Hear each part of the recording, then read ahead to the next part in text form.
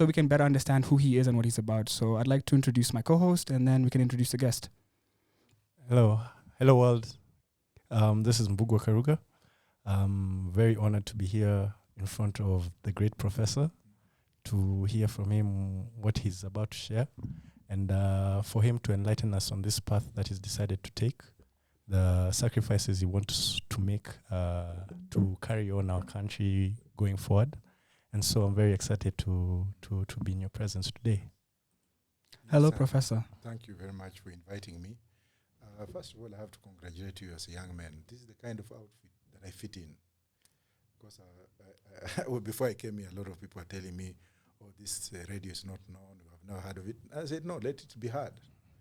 Let it be heard, because if you start from humble beginnings, like what this gentleman, these young people have done, I think this is where I will come to give my first interview, should I be elected as a president. This is amazing. Wonderful. Thank you very, very Thank much. you very much. I'd like to introduce you to what Radio 254 is. Radio 254 is the home of Kenyan music and content, and we are the only radio station in the world that plays 100% Kenyan music. And that means that we play Doluo music, we play Kamba music, we play hip-hop music, we play R&B, all created by Kenyan creators and artists. And this idea came because a lot of Kenyan artists exist. We have millions of artists out there, and all they want is a platform. They make music, they spend a lot of time, a lot of money creating music, and then their music is never played on the radio. And all they wanted is not to be paid they did not want grandiose things. They wanted for their music to be heard. And through this platform, people from all over the world get to listen to it because it's on the internet.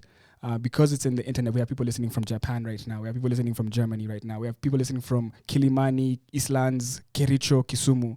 So people from all over the world are able to go online and listen to Kenyan music and Kenyan content here at Radio 254. So we're the home of Kenyan music and content, and we're very happy to have you here. Thank you very much. And for information, my name is Wajackoyah. Wajackoyah. Because if you call me Wajackoyah, yes, you're converting me from Aluya to Aluo. Oh, I'm very meticulous when it comes to my identity. Okay. So Wajackoyah. Yes, sir. Thank you very much. So interestingly enough, my friend and I here have a very interesting passion project. Our passion project is we would love to encourage Kenyans to vote. I'd love him to explain the idea that we have, because it's something that ties into why we want to sit down with you and what's happening here at Radio 254. okay. So there's a great apathy that we have in this nation, especially for people who are just first-time and second-time voters. But between the demographic of 18 to 35, there are a lot of people who don't understand what the whole point of an election is. They don't see how it ties into their day-to-day life and how leadership is the key to changing the issues that we have in the country as we speak. So for us, we're trying to promote people to register, especially the first time. And we're trying to promote everyone else to come out and vote, because at the end of the day, what we're trying to show is, in Kenya, unfortunately, a lot of time is spent on focusing on the president without really understanding how the government works and the different levels of leadership and how they translate to the day-to-day. And because of that focus, this is a question I know you've been asked before. People are saying it's a two-horse race, which is very unfair. But that's one perspective. There's also the governor, there's the senator, there's the MP, there's the MCA, there's the women's rep. They all have a role that has been defined by the Constitution, and there's a reason we decided to promulgate these positions to ensure that our needs get the right attention from our leadership so that they can make the right moves wherever they sit. And so here at Radio 254, we've been trying to promote this agenda of people voting because, it is very liberating. You're making a choice for yourself so that in the next 5 years, you can't be feeling hopeless, like, oh, I didn't vote for this person, so I don't care, or you're just complaining about the situation without you yourself having to do what you are meant to do as a citizen of the nation. So that's one thing. Maybe on your end, maybe you can give us a look, because when you're strategizing, you focus on different groups. Between the ages of 18 to 35, what are you doing to encourage people to come out to vote? Just to vote, not particularly for you, but just to vote. Thank you very much for that question. I'm happy that you are an advocate from the High Court. Yes. And I'm also happy that you we have an opportunity of talking from a different platform. Yes. One thing I have to say is that the constitution that we have is a very reckless constitution, which did not look into the plight of the young people. It was made by the older generation who are focused into making sure that their competing interests were considered. And that's why they created a monster out of the whole world. And I'll first of all retract a little bit and look at countries like Israel, which when Israel was being constituted, there were people who were in the wilderness, just like Rwanda. Yes. There were people who had different perspectives of life because they were coming from different diversities in terms of religion. Of course, there were Jews. In terms of investments and language, because they were all scattered around the world. Yes. But when they came together, their first task was, 1, we are Israelis. 2, we are Israelis. And 3, we remain Israelis. What binds us are the children of God. What binds us to be recognized, since we don't have anywhere to go. So they wrote a piece of paper, which they called a draft constitution in 1947. And then now, the next question was, where do we go to launch this paper that will bind us? They approached Mzee Jomo Kenyatta, and they asked Mzee to give them a part of Northeastern so that they could come and constitute their republic. But Kenyatta, being Kenyatta, having seen imperialism, he said no, and I'm sure he was properly advised by people like Mbiu Koinange, Dr. Njoroge Mugai, and James Gishuru, yes, who by then was Minister for Defense. And Tom Mboya also interjected and said, we cannot have this because this is what we have been fighting for. Yeah. I had to go a longer route because I wanted you also to look at what is not written in the books of history. So they went to Israel, conquered Israel, and then they established their nation.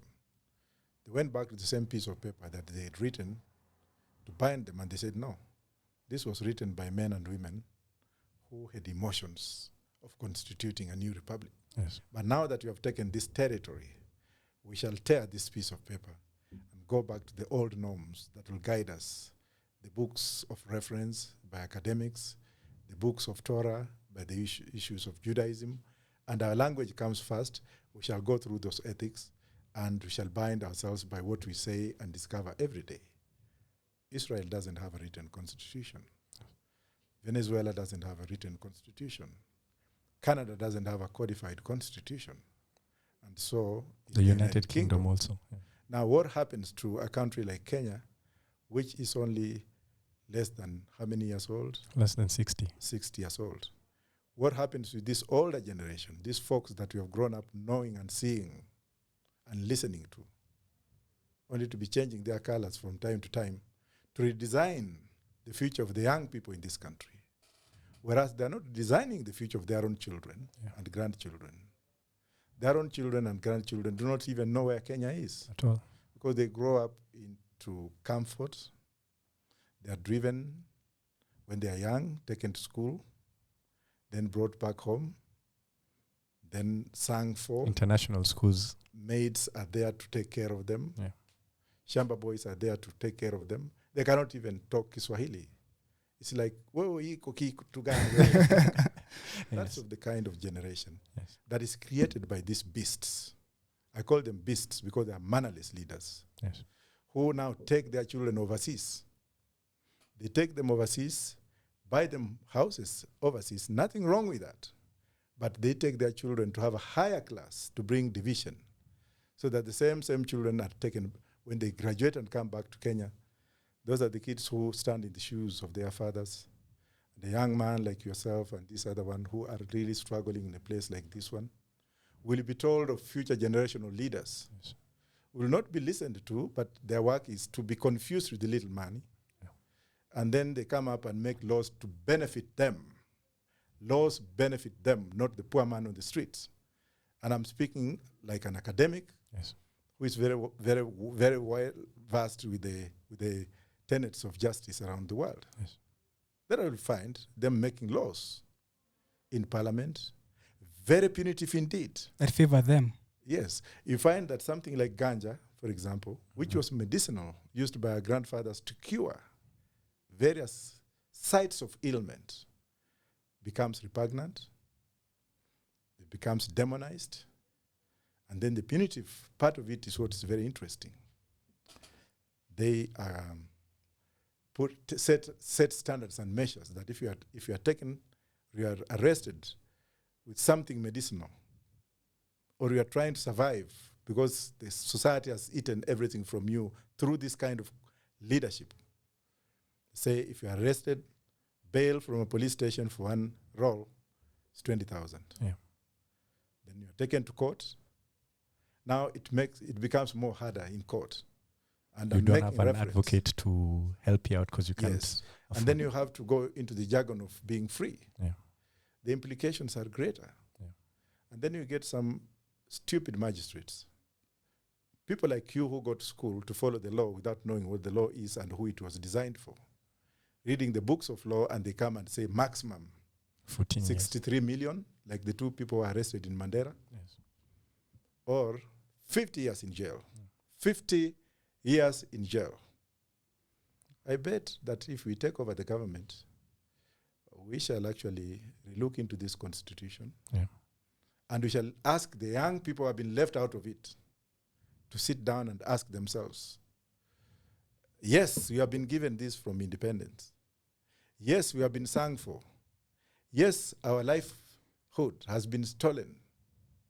From the age of 1 to 35, I'm not a Kenyan. Yes. I've been given education without my being consulted. I've gone to the university and this is what I get. I'm now being given a wheelbarrow, or the philosophy of a wheelbarrow. I'm also being given a philosophy of being told you'll be given 6,000 shillings a month. But I'm not being told where this money is going to come from. Yeah. And the debt is just too much.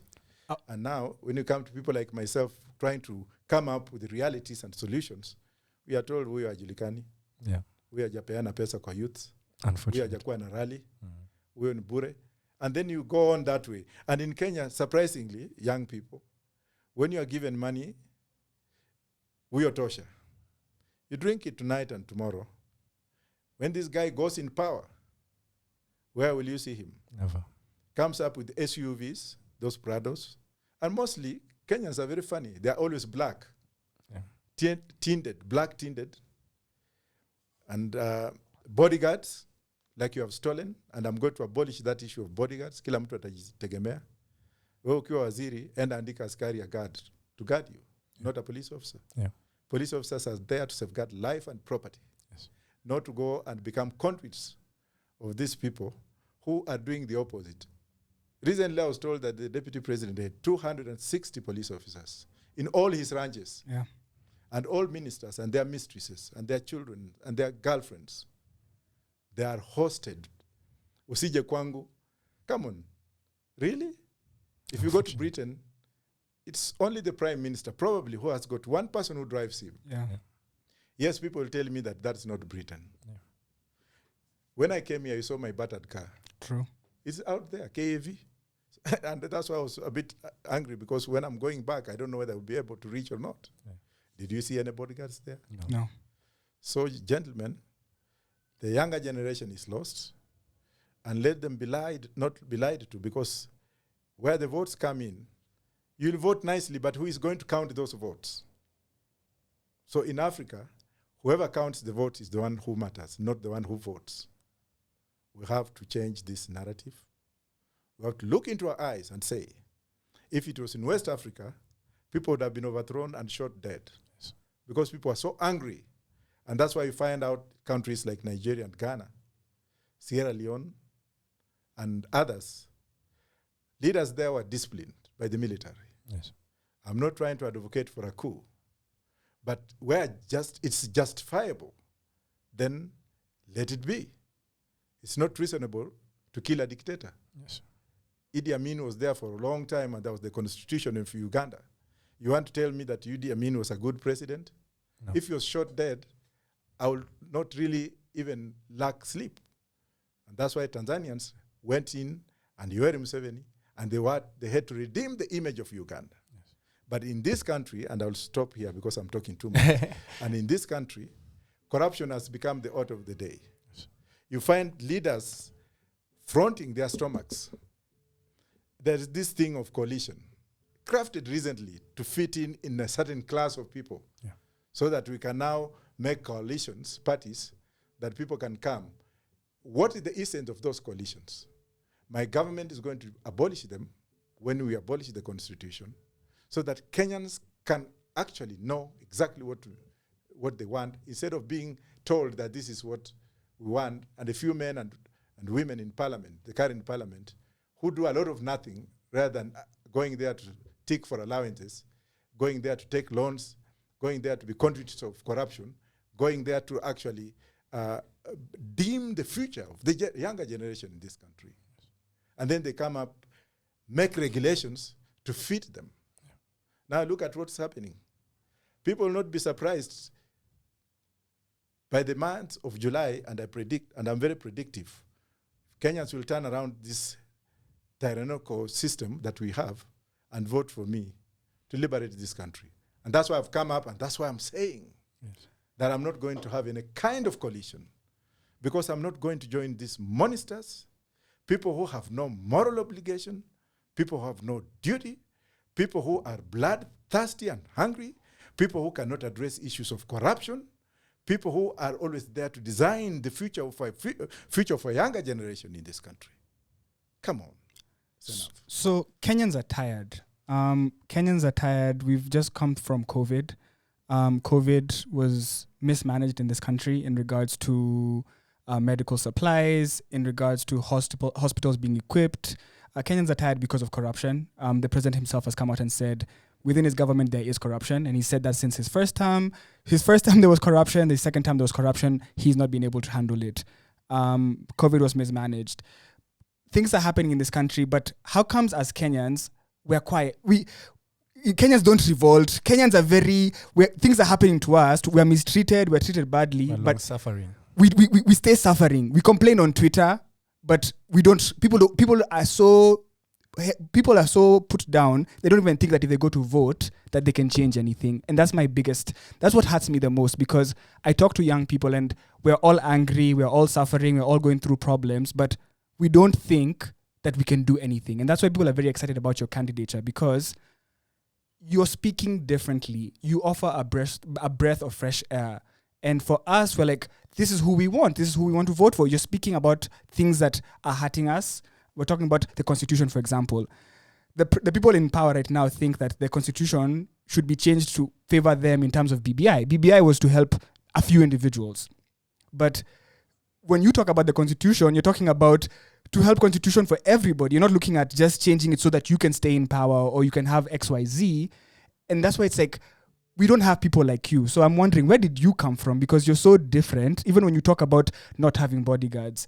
According to the IBC, the people who will run for president or are clear to run for president, they're going to give you bodyguards. So if they give you bodyguards, would you say no? Let me tell you one thing. I have a bodyguard. That is God. Jah. Amen. Any person who wants to shoot me can shoot me, whether I have 1 million bodyguards or not. If they feel that it will be an obligation for me to have compulsorily, fair enough. I'll say fine. But the question is, how sure are you that the system will not be spying on you through that bodyguard? You can't be sure. Okay. I've been in the system for a very long time. And let me tell you that my practical examples have not been very easy. Yeah, I've not seen it easy in life. I've been a morgue attendant. I've been a grave digger. I've been a slave of my masters in UK. I've been a night security guard. I have been a chokora. That is not so serious because there are so many people who are suffering. Kuna masafaras wengi True. in hiyo. And I've seen A, Z, from A to Z. They call it Z in America. And when I came back to this country, and I'll now answer your question, the system did not want anything to do with me. The first people who looked at me badly are lawyers like myself, like you. Lawyers disregarded me, and they were like, how can a policeman, because I started as a constable, and I rose to the rank of inspector, how can a policeman, a chokora, be a lawyer? This man is fake. His degrees are fake. Of course, when you are upright, you'll be fake in the eyes of the beholders because you did not take milk with them. Yes. You did not eat from the same table as them. Neither did your father, grandfathers eat like them. Yeah. Therefore, if you are an intrusive intruder like myself into society that will not want to welcome you because you are not a yes man, they threw me out and they disregarded me completely. And since I started this crusade of telling it as it is, I've not had any of them talk about me in public. Yes. I've never had Raila react. I've never had Ruto react. I've never had Atuoli react. Because they know that if they react, the whole world will condemn them. True. Because I'm truthful. And therefore, if they can't tame me, what else can they do? Because the truth is that you're not like them. You're not like them at all. Yes. Like they always question, when I dress well or dress the way I am, they have always categorized me. They're like, this person is very dangerous to us. This person is going to intrude. I'm not supposed to sit on those tables. I tried to join ODM. I tried to join some of these parties.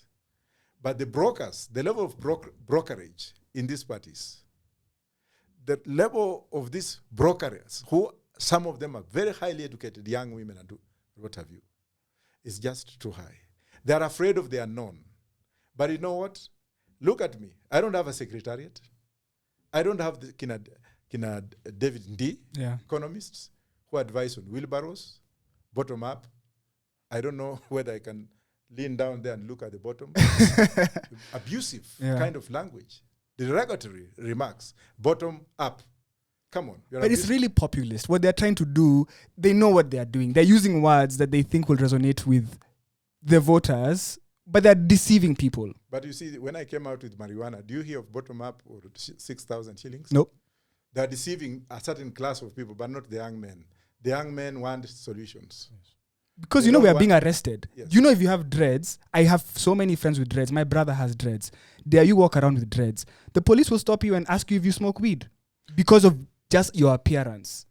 A young person in Muranga, 3 days ago, he was caught with bang worth 12 million shillings. 12 million shillings. That man has been criminalized as the biggest criminal in the whole world. Whereas if you go to the US today, they have decriminalized bang from federal regulations. Yes. They have also asked states to go to parliament, state parliaments, advocate for what they want. And 25 states in the US have legalized weed for purposes of medicinal and religious, industrialization. And that's why Canada last year alone had $485 billion US dollars profit from that trade. But the problem we have here is this kind of guys we have. They go to church every Sunday and sing hallelujah. Amen. Nothing wrong with that. Their fathers also sang hallelujah. Their grandfathers were converted from the remnants of technology to remnants of opioism. What I mean by that is the myopic manifestation of the mind. This is the Bible. Do what God wants. You are blessed. A priest greeted me until I told him, hey, go to hell with your preachers. Umebarikiwa, sema hallelujah. And nikamwambia, excuse me, just say, how are you? Because you are offending me. You want me to repeat after you. That is not me. My mindset is not that mindset. If you are Christian, that's how you greet people in your church, please do so, because that's your technology in memory. So now, what I was trying to say is this. There is that heritage of inheritance from a white man who came with a vision and a mission to pacify the minds of black people using the Bible, yes, making our rules and regulations and traditions repugnant And that's why I like the late Mzee Jomo Kenyatta, who could not take any of it, who renounced even his name and said, my name's Kenyatta, not Johnston. Muigai. You can remain with the bloody name of Johnston. Mm. And then Kenyans became George, like the name I was given. That's why I'm Luchiri Wajackoyah. Yes. That's why Mobutu came up and said, to hell with you. Our names remain. This is our heritage. I got a man who called himself John Smith Olo. I looked at him and I said, my friend, are these your names? And then the way he was pronouncing it was just, my name is John Smith Olo. I said, you're stupid. Get out of my office. Sorry. But then what I'm trying to say is, it is that mindset that was inherited and disinherited from the colonialists that went and took their children to school. You have to do Hail Mary. You have to worship like this. God wants you to believe like this. Then from that, they graduated into another generation. And then they graduated into another generation. Then a white man will come here and tell us that gayism and homosexuality is very nice. That's why I liked Kibaki. Was it Kenyatta? Kenyatta said, those are not issues we have when here. When Obama came here, Uhuru Kenyatta said, no, let's not discuss that. He was man enough, at least to tell Obama. And that's the president of the free world. You're telling him, no, don't come here and tell us how to live. Yes, don't tell us. Whoever is gay, I have no problem with that. Whoever is a lesbian, that's their own choice. They have their liberties to do that. But you cannot come here as an international community and tell Kenyans that we shall give you aid pegged on you regulating certain regulations so that you become more normal. Whereas if it comes to some very simple leaves like ganja, which are curable. Yeah. Of course, an abuse of anything, even this glass of water, as you see it, if you drink 5, you will go insane. Yeah. If you drink a lot of alcohol, you go insane. If you talk too much, you go insane. If you have too much sex, you die. Kilonzo, who died? Was it? Yeah, they say that he died after sex. Yes. Yeah, many of these people. Yeah. So anything in excess is not good. That's true. All you are telling Kenyans. Remove yourself from that yoke of mental slavery. Remove yourself from that yoke of being white in your head. You are just a black man who is trying to adapt the norms of a white man. Nothing wrong with white people, but if they are wrong to some extent, we tell them no. So I want to ask you a question. The last time I was excited to vote was in 2013, and I remember I went to register to vote with my friend here. I said, I want to go vote. I was excited about the candidature of Uhuru and Ruto. We had just come from ICC, and there was excitement. So now as we get to understand you, I'm very excited to go and vote for you because your ideas are different, how you're speaking is different.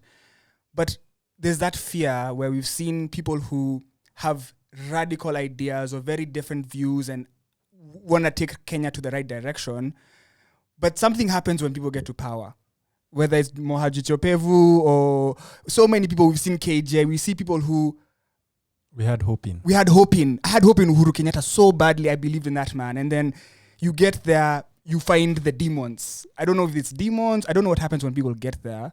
But what if you get there and you find that it's not what it is? Because we don't know what it is to be a president. I've never been a president. I don't know what... I'm sure Uhuru Kenyatta has problems, the same way I have problems. But like the ideas you have and the vision you have and the beautiful things you want to do for Kenya, what... Like if you get there, can they stop you? What if they stop you when you get there and then now you become just like them? Only a bullet will stop me from freedom. Because if you look at my experience, I've seen it all. I've seen everything that a human being has seen. I've been in jail, and the jail I was in was not a normal jail.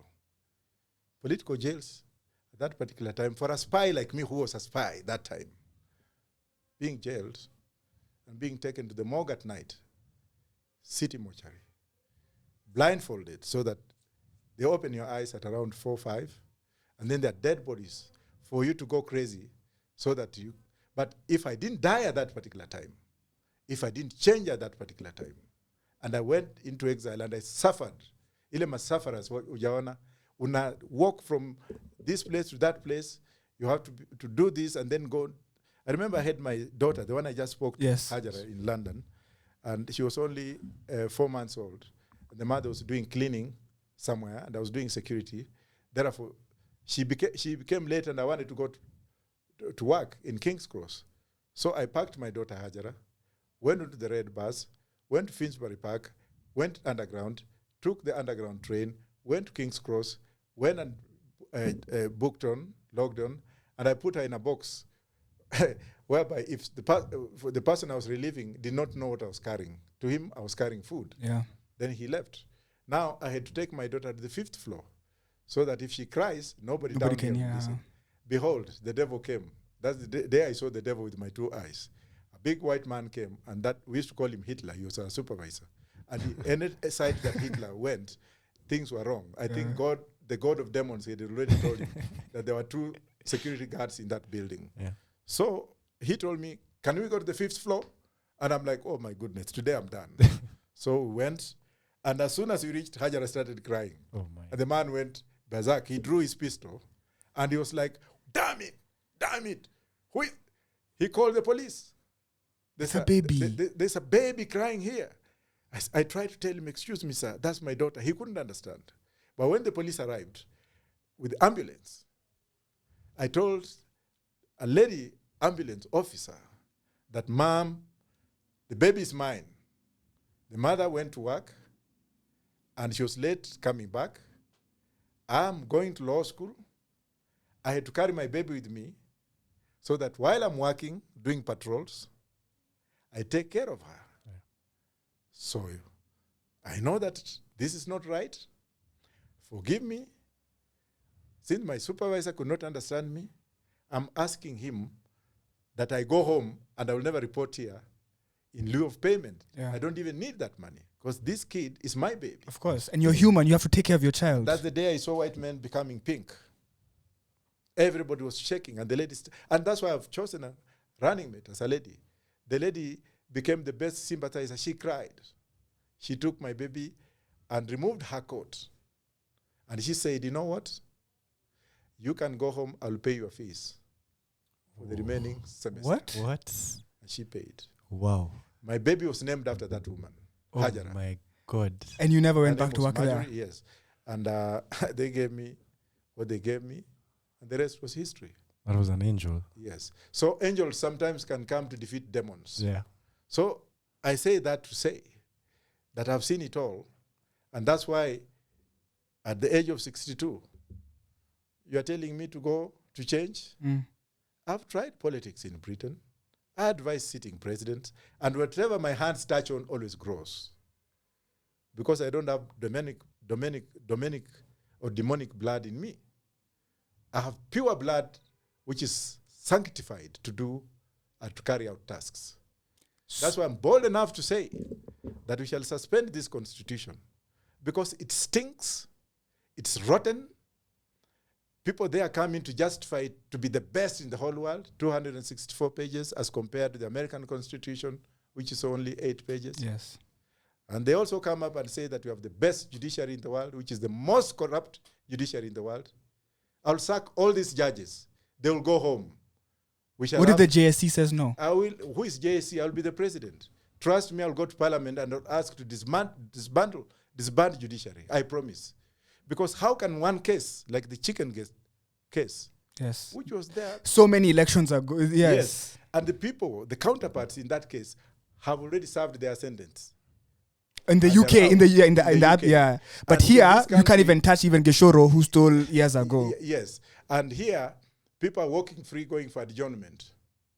When Uhuru was trying to fight corruption, the judges brought him down. True. When Parliament tried to pass some legislation, the judges shot it down. So that means that some of these judges here, they ought to be home. So in regards to, I personally think the only way they can stop you is if you don't make it to the ballot. I'll make it to the ballot. So IBC cannot stop the clearing part. You're not worried about. No. If they clear you, we're going to vote for you. I'm already ahead, unless they have sinister motive or unless somebody shoots me today. I will not die. My Rastaman not. Rastaman never die. The spirit will still be emanated from somewhere. But I can assure you that they're really tense. Yeah. Some of them call me and say, "Oh, the youth. You're going to get the youth." You have the youth. F them because they are thinking of how to seize power and steal more. So now, let's say we vote for you as a youth. Mm-hmm. You become president. The thing that I'm struggling with in my mind is you are in the Roots Party and you do not want to associate or liaise with these other individuals who are monsters. So you as a president, how would you be able to work parliament and Senate without being with them, because you have to get Senate, you have to pass things through Senate, you have to work with the other levels of government as a president. So if you're not part of them, how will you convince them? How will you get Azimio or UDA or whoever, Kenya, whatever they call themselves? How would you get them to work with, because you have great ideas. How do they allow you to implement them if you are a party on your own? Kenyans would have given me the mandate. I'm not a lame duck president. Neither is the law going to make me a lame duck president. The way they have squeezed Kenyatta out of reality. Because Kenyatta had to come together and bring he had to work with, because once he lost his deputy, he literally had to bring everybody so he can actually do anything, because you can't do much without... Yeah, but the Uhuru also did a monasterial thing. He made it wrong. He should have chosen the people to help him. Yeah. Instead, he went to people who have no faith in the youth. He surrounded himself with the same team players. True. And that's why he went wrong. That's why he went wrong. Masilahi ya wafanyikazi wake hakuangalia. Ukiangalia kama polisi, jeshi la polisi leo. The police are human beings. Yes. I have been one of them. Yes. The police are never conducted when it comes to their civil rights to have civil dignity. Yes. You'll find you out see their homes, you someone see goes to China and comes back and says, from today, we are constituting a body to look into the police issues. And who are those people being constituted? The monsters. And then, at the end of the day, askari anapewa uniform ya blue. Yeah. He's never been asked to participate whether he would like this uniform. He doesn't have And then insurance. they come up and they say that policemen can now stay outside police stations. You see a sergeant being killed in Ruto's office. Yeah. Look at where he was killed.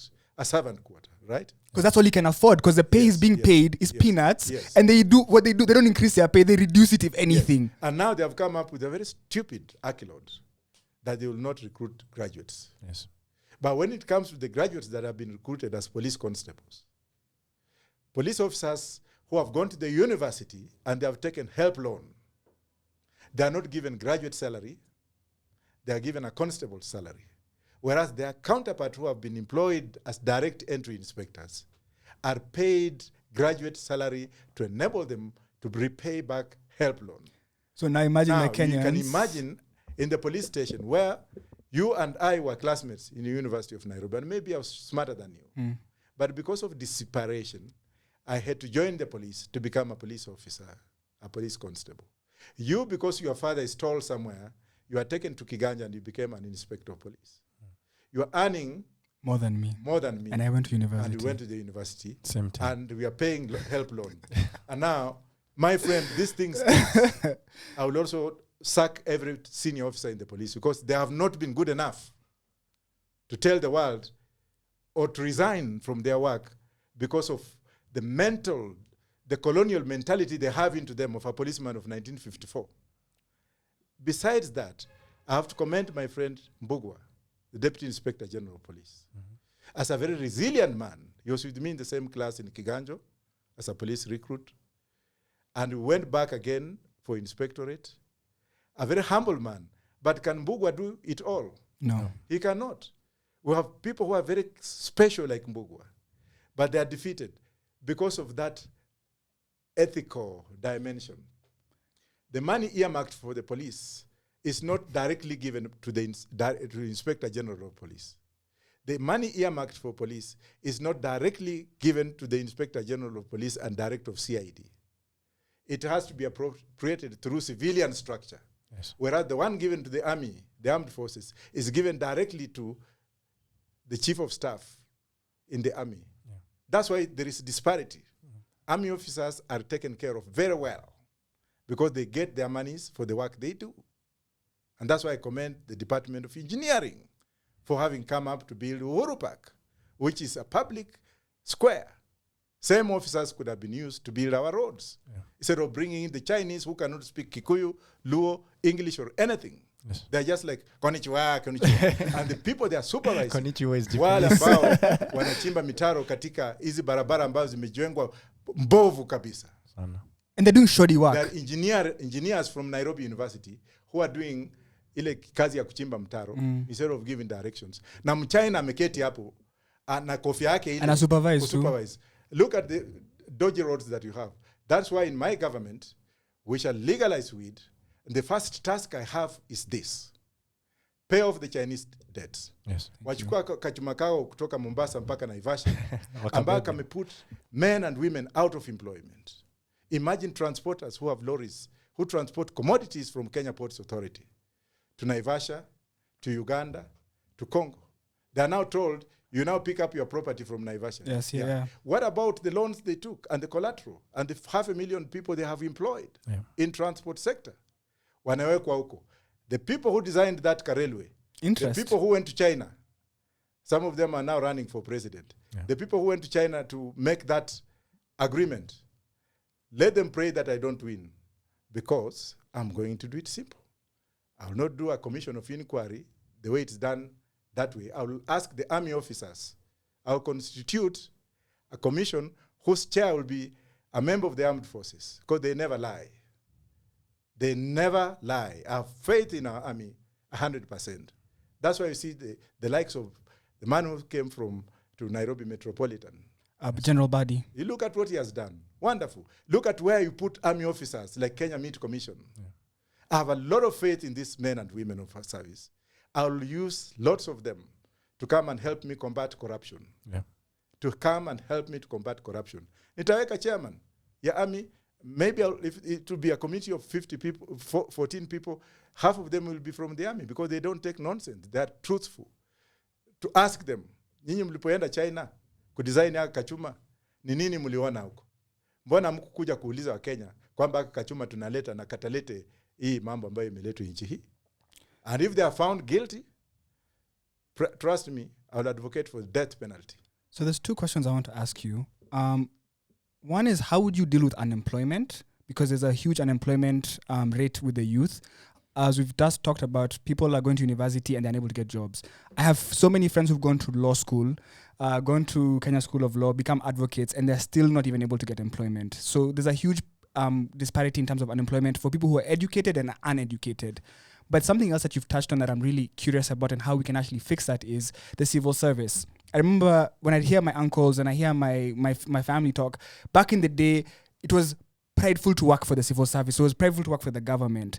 But now you have to know someone to work for the government. You can't get a job. So how would you deal with unemployment as a whole? And then restructuring civil service in terms of, if I want to go take my brains and my talent to the government, I want to go work for the government and help this country. I want to make this country better. How would we change how the process of getting a job in the government works? Is that something we can actually do? 80% of the government will be privatized.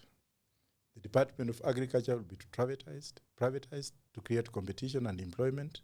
We shall have a 24-hour economy, working economy. Out of that 24-hour working economy, we shall have people to work on 8-hour shifts, so that instead of one man working during the day, 2 men will be working during the day, 2 men will be working during the night. That's double employment. We shall have weed. By that time, we should have legalized weed, because 1 sack of weed, and I'm not talking of those magunia unabeba kutoka wakulima market. No. They're special weed sacks. Each goes for $302 million.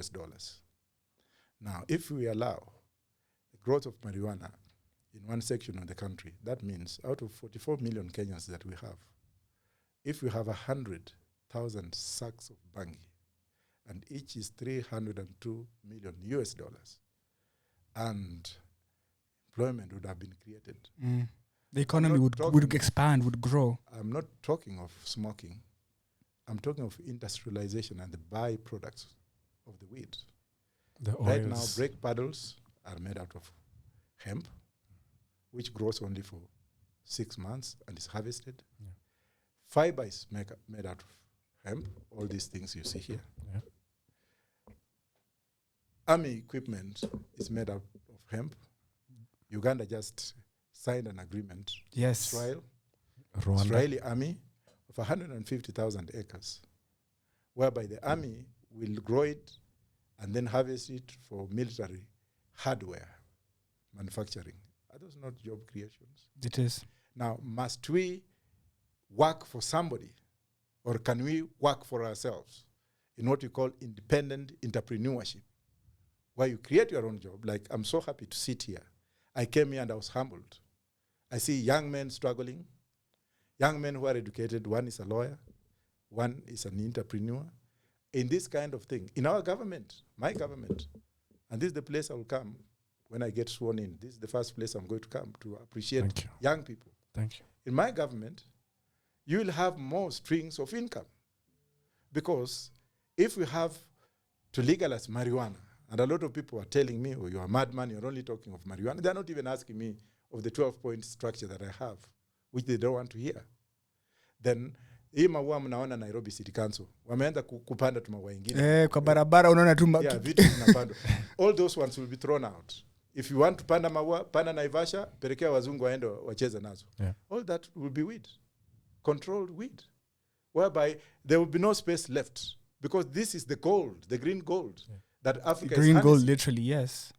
Rwanda has followed the path. Yes. Morocco has legalized. South Africa has legalized. Yeah. Malawi, the president of Malawi even said that they are going to cut tobacco trees down and replace it with marijuana. Which is good. And yet here, kuna watu wengine ambao wamejaa udaku kwa kichwa.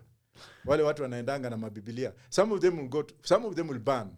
If there is hell in this world, Kenya will have the highest number of people who will ban. Hypocrisy lives here.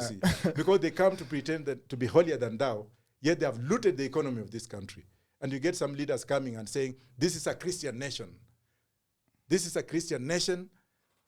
Considering the things that happen here. Na hao wenyewe ndio waizi kabisa. A thief telling the nation how to indoctrinate themselves and detox from moral obligations. So that you feel you are so holy, unavaa kasuti, umeiba pesa za Wakenya, unakaa pale na suti, unaambia watu, I'm the one God has sent to come and be your president. Kenyans, go and elect those guys. Me, I'm okay. At least tule tu pesa niko nalo, which I've worked hard for, will still be a string of income for my friends. Yeah. But what I'm trying to say is, on employment, they always say that I fast 100 days in the office. Hakuna kitu kama hiyo. Tuna legalize bangi, kila mtu anaambiwa enda ulime yako. This is what is going to save this country from the debts that we have. 2 billion every day, that's what Kenyatta said. Yeah. But is it really 2 billion? We don't know. We'll never know. That is what he said. Yeah. It could be 100 billion. Yeah. They're looting this country every day. Kemsa, what in Tahang? Those guys who have stolen from Kenyans, you get someone stealing and making 100 patients to die. Yes. Alafu anaenda scotch free. When they announce elections, and let me retract a little bit. In Kenya, in Japan, when you steal, when you're corrupt in Japan, you commit suicide if it is discovered. In China, they hang you. In Britain, they jail you. In Kenya, you are elected or praised. In Kenya, you're elected. That narrative, we are going to change it. And the only person who can do that is probably somebody God will send to this country and maybe ban the entire country the way God used to ban bad people in the Old Testament. The seed, itoa yote, tupa yote. Kanaweza kumea kakarudi, kakafanya hivi. Or me. I'm the only solution, to be honest with you. Yeah. People like us are called mad, often called mad. Gandhi was called a madman. Mandela was a terrorist. Yeah. Yasser Arafat was a terrorist, PLO. Jomo Kenyatta was a terrorist. And also, they are saying, maybe this man is mad because what he's saying is not resonating. Yeah. But people have started listening. And now you see kids telling their father, Dad, I told my mom, we're going to vote for this guy. Dad, you're wrong. I'm the only one who can change this country. But wakitaka sasa nianze kwenda kuchukua wanawake wazee kama wale wenye wamechapa, wale kina mama wamechapa, wanaenda kuchezea watu viuno hapo kwa nini? Kwa rallies. This is how I dance. My God. We need solutions, not dancing and theatrics. You are dancing before. I have seen the deputy president's rallies, and Raila's rallies. Mama wazee ambao tunaheshimu, wanaenda kupiga maviuno vyao hapo mbele ya watu. Na wamezaa wako na wasichana ambao wako shule. Really? Is that the Kenya we want? No. And then wanasimama wanaona maposters zao kila mahali. I'm talking of Omanga. She can take me to court if she wants. She danced. We have those videos. Yes. She's a very honorable person, but from that day I saw her kupiga kiuno mbele ya wanaume. That is wrong. She should be selling her ideas and her strategy. As a woman rep, how can I help Kenya? Not, that doesn't help us. Because we have issues. And an issue that I want to talk about is debt. How can we've taken too much debt, of course, but how can we even get out of this debt? Is it too late? What is your plan for getting out of debt for Kenya? I'll sell marijuana, pay off the debt, but those who stole will hang. Najua fiber iko na ile kamba. Yeah, we shall hang them in Uhuru Park at least for 1 year. If the constitution will be changed and Kenyans will give me the mandate. Yeah. We want this country to be a corrupt free. Mambo ya jela hatutaki. Wengine juzi wamefungwa 67 years. Wamekaa huko wakilia kutoka nje, they owe allegiance to parties so that they can survive. Yeah. Look at companies like the KPLC, companies like Ketraco.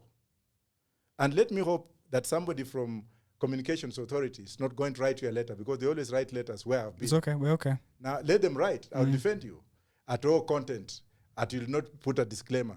This is honest truth, and Jesus will come. If Jesus was to come today, I'll be the first one to be taken where he is. Other than this hypocrisy that you become saved, don't say things that are ungodly. We shall pay off the debt, but those who have stolen, they will be hanged. They will be tried. After trial, wakipatikana wako sawa ni sawa. We want to redeem the integrity of a Kenyan who was there before Kenyatta, when Kenyatta took over for the first 10 years, where $1 was equivalent to a shilling. People did not want to go to Britain. No, they didn't have need to. Look at Singapore. In 1965, a minister for agriculture was given a treat by some businessmen on a holiday. He went. When he came back, he was arrested at the airport and thrown in jail. And from that day, there have never been corruption in Singapore. China wanakuja hapa, they corrupt our officials here by giving us some piece of metal which has brought tears into Kenyan's eyes. Lakini kwao ukiiba unanyongwa. Kenya ukiiba unaenda parliament. I think this is the time when the youth should actually sit down and think twice. Am I still going to elect the same people? Look at what has happened in other political parties. A young man like you who has suffered to save some money, you go to your ward at home, you convince people to vote for you. Munaenda mchujo, unashinda. Alafu tiketi inapewa mtu mwingine. Mike Gumo ran for Westlands MP, won the nominations, and then he wins the nominations, and then they decide, Timwanyonyi Shika. Yes. How? Angalia what happened in Luo Nyanza right now. That's why there is a rebellion. That's why young men have come up and they said no. And then they are being told, you vote 6-piece. How can you run as the president of this country? Your sister, though it's a democratic process that we are talking about, is running as a women rep. Your brother is given a direct ticket to be the senator for Siaya. Your sister-in-laws and everybody in your family. Come on, young people. It's dynasty. You have been left out of the system. But can we be realistic? This is Kenya. If you have money, you're going to be good. Because even we talk about marijuana, for example. If you have money, you won't be arrested. Weed is, if you get caught, weed is illegal, but people smoke weed. The people who don't have money in Kenya are the ones who suffer the most. Yeah. That's the truth. Because who does it benefit for weed being illegal? Like when weed is illegal, who benefits? The same people at the upper class. But they're smoking it every day. So Waitito told us. We were told by our former governor that they do it even in parliament, which is shocking because you'd expect different from them. But further on these issues that we have, there's this issue called cartels. Being in the legal practice, I have faced a lot of challenges for basic services that we need to get, basic governmental services that also hinder the economy because you can't do things the right way because you'll always have to facilitate. Kenya is actually the hardest place to start a new business because the moment you start, this is when all the agencies will look for you to try and kill you. There's this thing called a cartel, and it's in this animal called the cartel is in every facet of our nation, from the churches to the mosques to government. So, like, how do you plan on disrupting this? Because, again, you're one man. And although you might have a team with you, you need to have people who are tuned into your vision and who can assist you to do what you're purposing on. So you won't be able to be everywhere at the same time and deal with, because like, let's give an example, parastatals. There are so many in this country in different locations. That's one of the ways corruption money is always channeled. They have a budget. You don't know what the budget is for. You don't know what their purpose is and their mandate is. So how do you plan on disbanding this culture that we have? Because again, unfortunately, even for the youth that we're speaking about, due to frustration, they've seen that if you can't beat them, join them. Like, I would rather see how I'll be eating and try and help myself and my family than be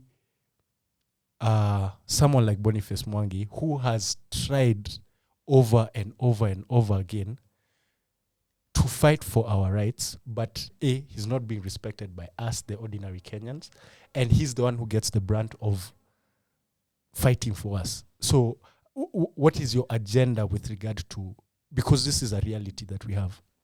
First of all, you heard of the Red Brigade in Italy, the mafias. Yes. That thing was shot down by just one policeman who went up and he said it all. And he was shot dead. And there have been no mafiosi in Italy. I've given you a solution.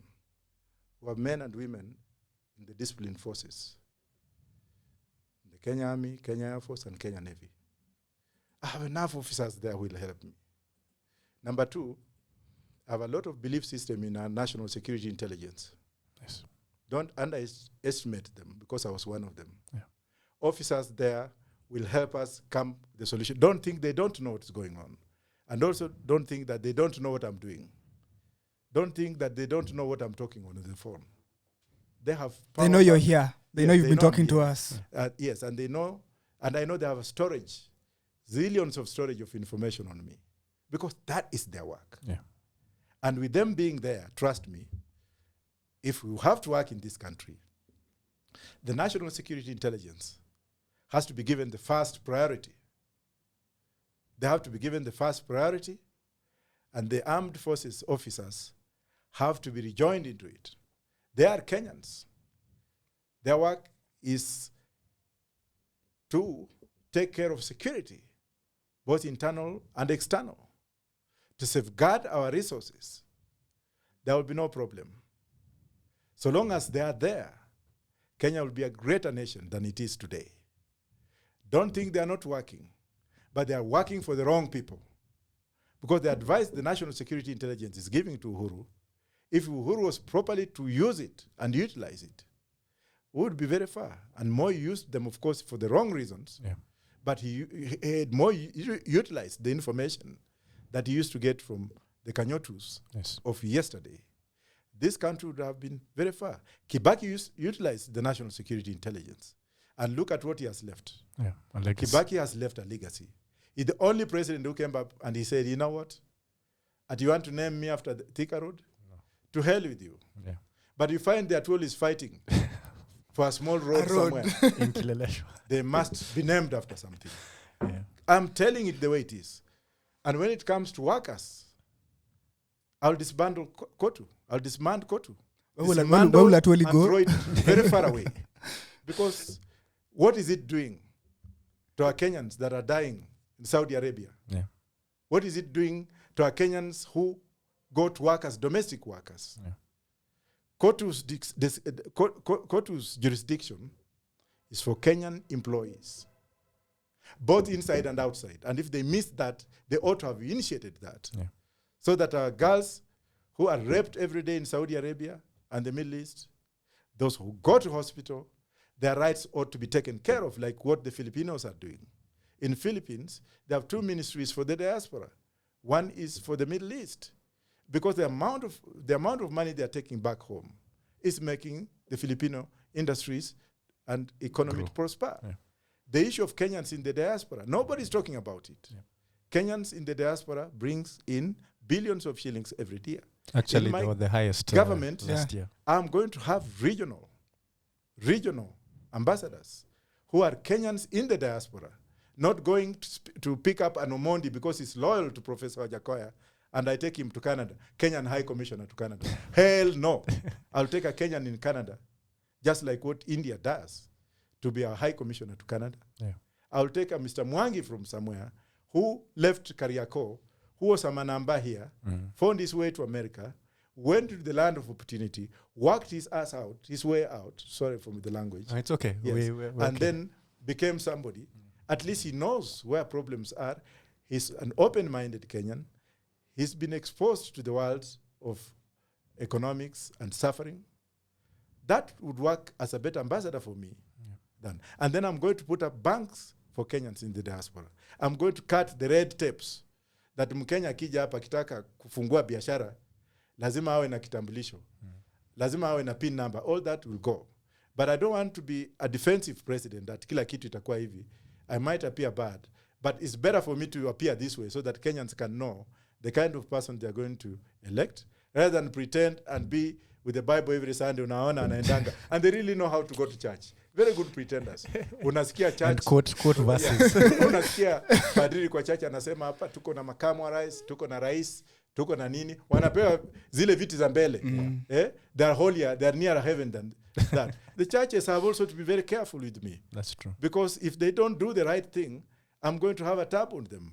The monies they get to money wash, to wash money they get every time to build their mega churches. Yeah. They have to account, and that's why I'm going to revamp KRA. I'm not saying that Christians are bad, but they're having bad leadership. That's true. And also issues of funerals. They have become conduits of corruption and money laundering. My father died recently, a very poor man. But of course, I was building in my house because my mother was divorced. He had just accepted me back. I was building in my house, and then he died. I saw wonders. But I said one thing: no politics in my father's funeral. At all. Number two, if you want to donate, choose out of the following. Donate to the church where my father went, or donate to the grave diggers who have made the place for me, resting place for my dad, or take the money to the mortuary where my father's body was preserved. Yeah. None of these people was able even to give the money. And I told those who wanted to give me money just to take their money and go. That issue also we have to look into. A funeral or death is a place of preservation of mourning and letting the family mourn their departed. It's not a place of politicking. A church is not a place of politicking. And that's why Ole Sapit is the best human being I've met. I think he will go to heaven if heaven is there. And I think if Pope talks to God, then he has known that there was somebody in Kenya who is known as Ole Sapit, the Anglican bishop, who came in and he said, you know what? No politicking in my church. Because some of these people, if you look at them, utakuta mwingine anatoka huko, ameiba pesa za kutosha, anapeleka kwa church. Alafu anataka kwenda kusimama, auze sera za serikali, mahali Mungu. And all that hypocrisy will go in my government. I will not interfere with the religious worship or freedom of worship. But at least we have to regulate like it has been done in America. Segregating the church from politics. The church should remain as a custodian of morals, teach what things are good to make society better, not now coming in with very flimsy pastors from hell, millions of them, the hallelujah pastors, who come in and they will shout and bring miracles. I took somebody who was sick, alikuwa na problem, nikasema, but pray for this one. No, the Spirit of the Lord has not touched me. Those kind of things, that's what's making Kenya to go deep down because of that face that has come up, the face of looting, using the church. Jesus Christ, if he came today, I think a lot of those pastors will be. Because you saw what Jesus saw when he saw a fake church. Because you can tell you can tell fake Christianity or fake religion from the truth. Very easily. There's something you've said I want to ask you about. You said you've had the chance to advise presidents. Here in Kenya, we see our president saying, "Sasa mnataka nifanye nini?" And it makes me so sad because someone who's, as a president, he seems hopeless.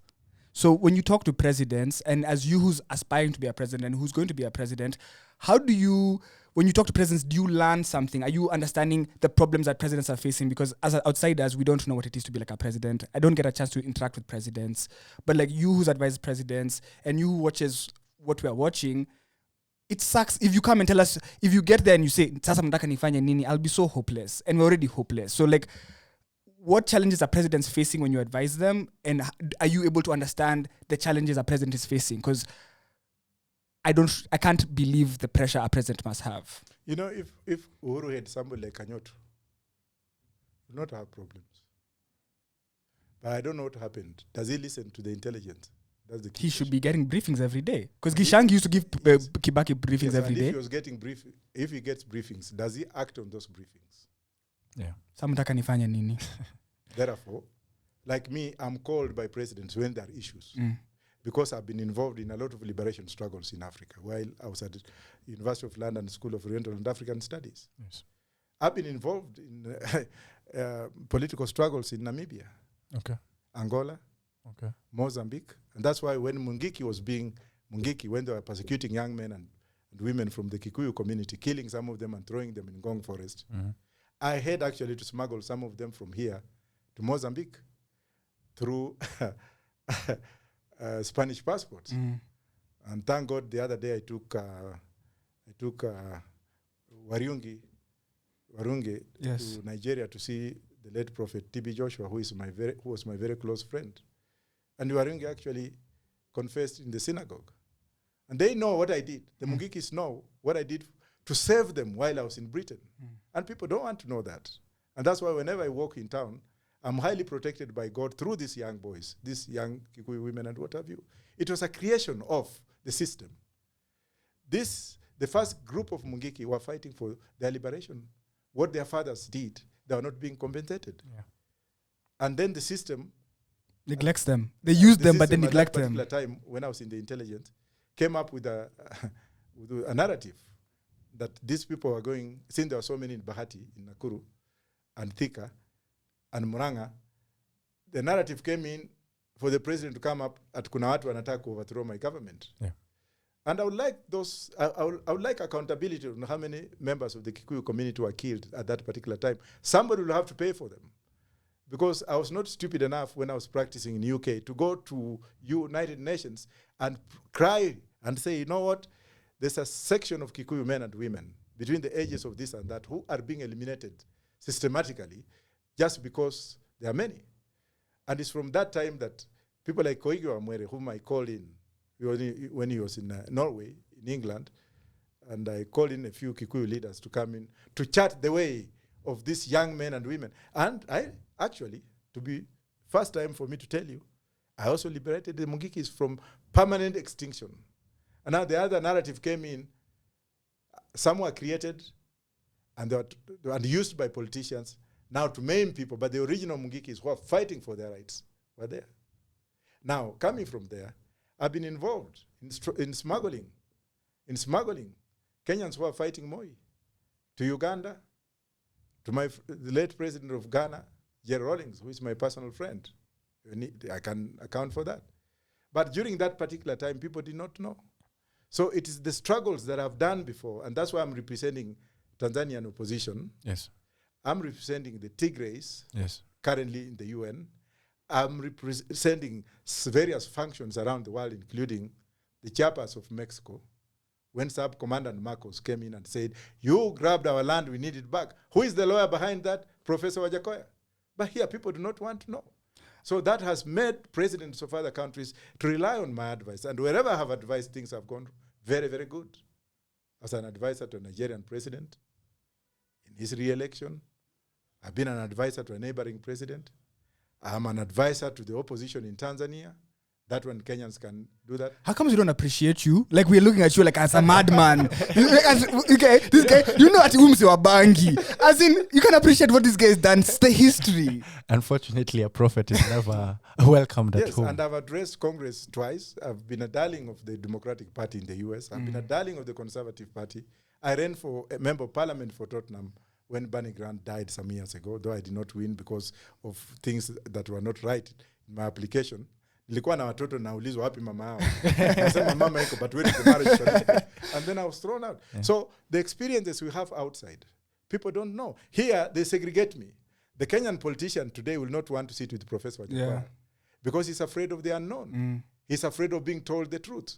That's why now there is this narrative, even by some of these young television reporters. They're coming it, hatukuoni. You know, they have that stupid, they're suffering from stupidity. Unless they see a crowd, and women like Mangi, is it Omangi or what have you, dancing on the platform. I will not vilify women. I will not go and ask our mothers and daughters to go and stand on a platform kutupigia tuuno viuno at sasa ndio nimefika. Kwa Roots Party hatutakuwa na watu kama hao.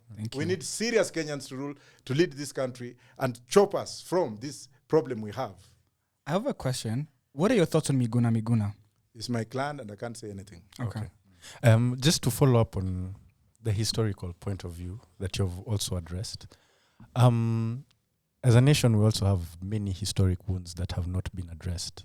And they have been plaguing us from generation to generation. Of course, there's the land issue. But personally, I think the greatest divisive force we have is our tribal conclaves, wherever we are. And unfortunately, even the most educated and the most liberal of us, when it comes to this election time, there's always, like as we're seeing right now, there's also this issue for who's bringing in the Kamba votes, who's bringing in the Luo votes, who's bringing in the Kikuyu votes. Mount Kenya is being fought over. So when you look at it in that general perspective, what exactly can you do to now? Because I respect President Uhuru for one thing. When he did the handshake, I was personally working in town at that time, and Mondays were unbearable. You couldn't do anything on Mondays. So the economy was getting cut short. But a lot of that came from a lot of tribal politics. And it's only like this time round that we're even seeing the Raila getting a few favors from, let's say, like the Kikuyu. So we have this consistent narrative of tribalism plaguing us. And to be a Kenyan country, we have to be Kenyans. We can't go back to our tribal cocoons. So how is your unity agenda with regard to your leadership structure? First of all, you cannot steal land. You can misuse land. Yeah. You can have a right of claim of title. Yeah. But that land will not go away. Yes. The Dungu report will be implemented to the letter. Okay, that's good. Yes, I'm going to implement the Ndungu report. And I'm not joking. I am not joking about that one. Number two, the issue of tribalism is not there. Mm-hmm. It's only politicians who play the card of tribalism when they have been caught up in a quagmire. Yeah. When they go and steal, when they employ kins from their own cocoon areas, yes. When they do something that is so big, they revert back and say, these people are doing this because we are Kalenjins, these people are doing this because we are Luyas. Yeah.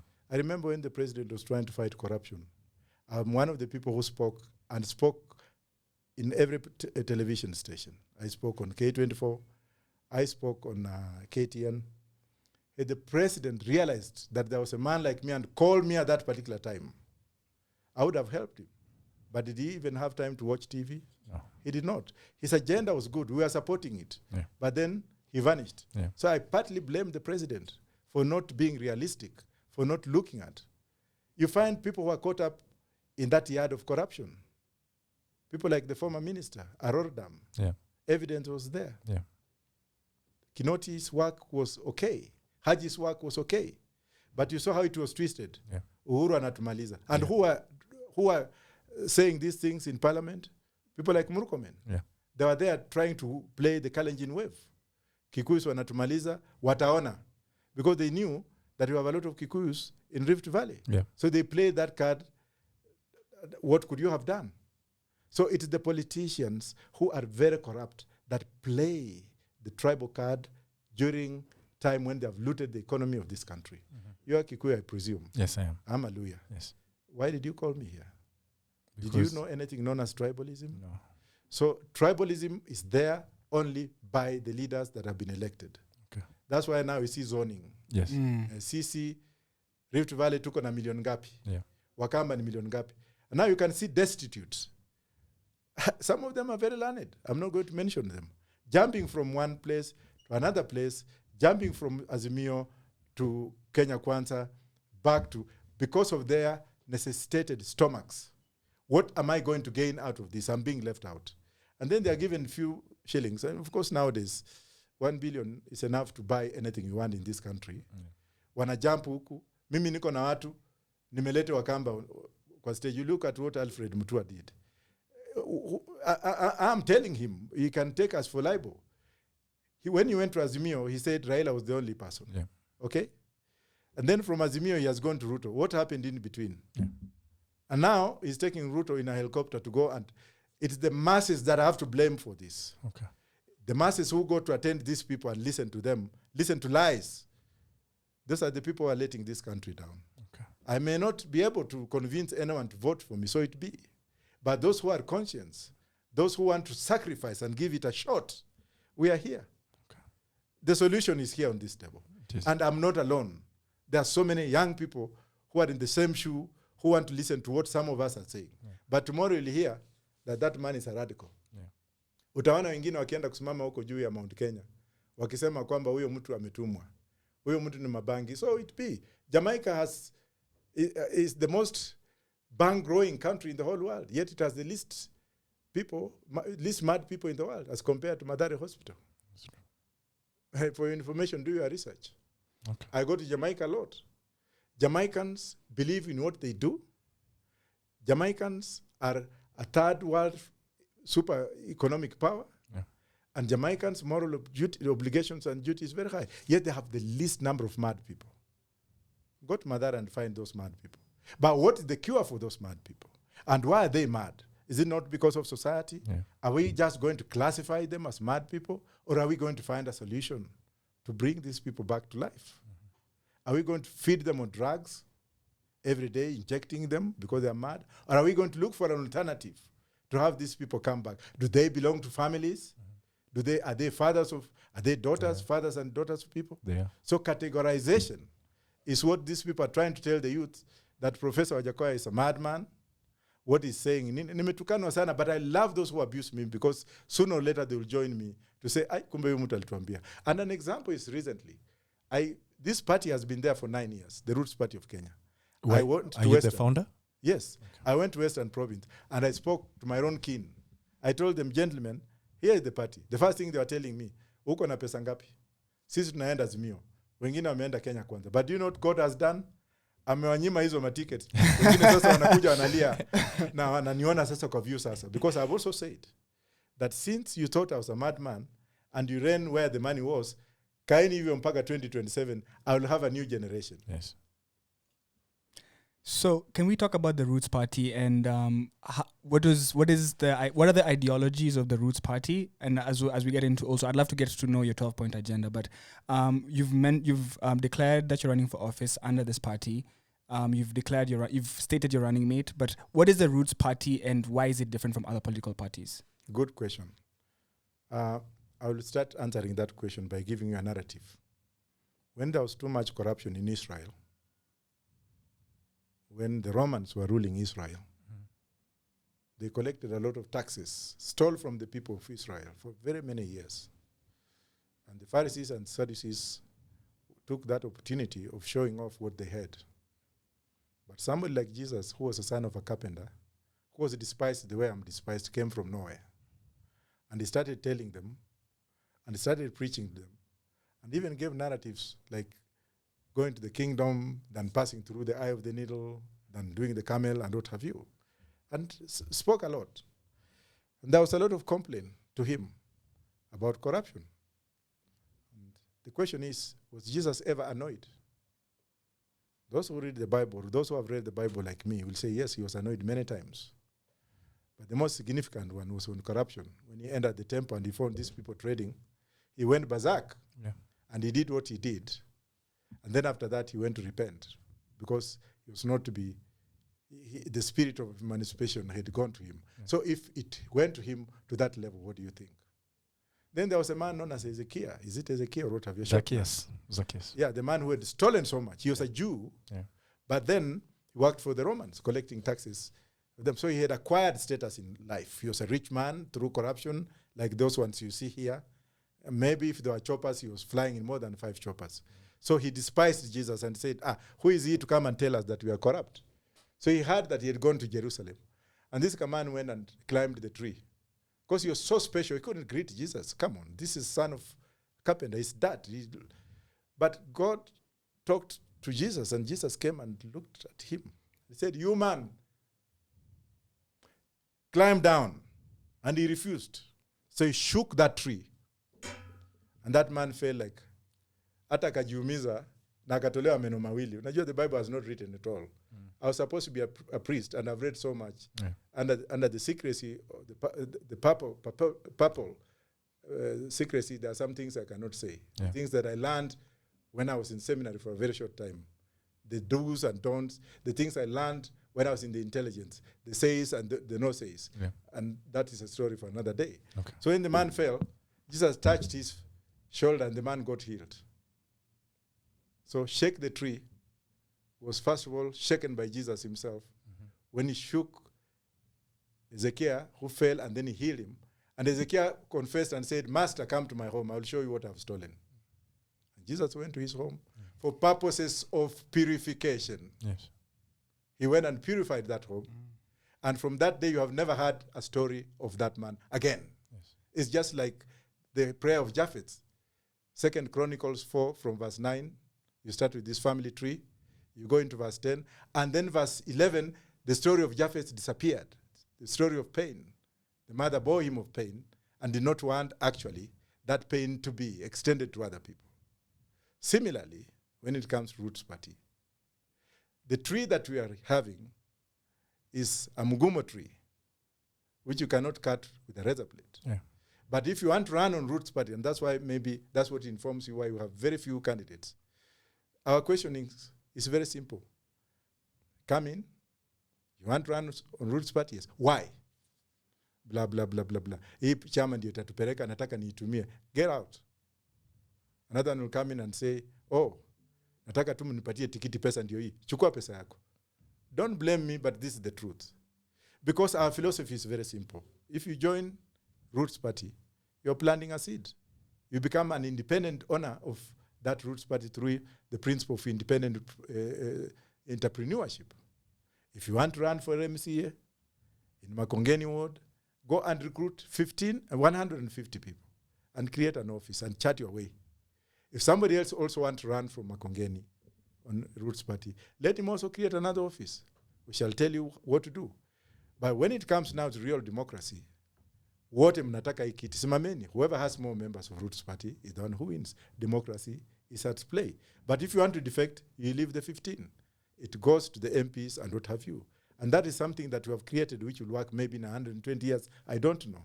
People may think... You're building grassroots in these small communities. Yes. And that's why right now we could be number 8. Genuinely registered members. Genuinely registered. People who come to complain, oh, nimepata jina yangu kwa Roots Party. But the question is, people who came to recruit you probably did what they did. So, that is the definition of Roots Party. Anti-corruption. Kuja hapa, panda pale juu, tuambie hii wealth will toa wapi. So we start scrutinizing people from the grassroots level. And I'll go to my own example. When I ran for Member of Parliament for Tottenham, after Barney Grant's death, I went for the primaries on Labour Party, me and David Lammy. David Lammy and me went to SOAS. He did his master's there before he went to Harvard. He was an African, he was a British of Jamaican origin, born and raised in the UK. We went to succeed David Lammy. I was a small Kenyan who was also trying his level best to run as a member of parliament. And mark you, in UK, and somebody, let me preempt that question. UK, so long as you are permanent resident, you can run. Okay. So long as you are from the Commonwealth, you can run. You don't need to be a citizen of the United Kingdom. Okay. And that's how flexible their rules are. So the first question I was asked, at the primary level, you fill in the form, and then you'll be questioned according to what you're filling. So I put the name of my daughter, Hajara Shafiq. Then when it came to the name of the mother, Dash. So I was asked, on number 19, you have filled in the name of your families. But you have not put in the name of, you have not said whether they were married. Yeah. So how did you get these children? My explanation was deaf, and that's how I lost. They eliminated me at the primary level. They did not need to go because I had already failed the morality test. So Roots Party is trying to do that. It's a tall order because somebody comes and says, we chukua watu, Kenya ni watu, chukua wote tu wataenda bunge ndio watapitisha mikataba. Hapana. Sisi tumekataa. Let's go slowly. BJP in India, BJP, for the first 15 years, they had only 2 MPs, but it's the biggest democracy in the world. Yeah. Now, if you look at Kenya cities, When Kenyatta one was in power, we had a lot of Asians in civil servants. Do you see them anymore? No. In the police or what have you? So we also came up and we said, look, what do we do to people who put food on the table, 4.8 million Kenyans every month? The Asian community, who own 98% of industrial manufacturing. Yeah. Why is it that they're forgotten? And a few of them, 1% of them who are very rich, are the ones who are taking monies to the so-called big politicians, are the ones who call these people to their temples. And ukiona, because I'm a Hindu priest myself, I speak the language and I've been there, who go to the temples and wanavalishwa zile nguo atu wameenda kupray. Thieves and crooks, plus the 1% Indians who are crooks also. So I told the Asian community that the next Prime Minister of Britain is going to be an Asian, the current Chancellor of Exchequer. The Minister for Home Office, the Secretary of State for Home Office, Ms. Patel, is Asian.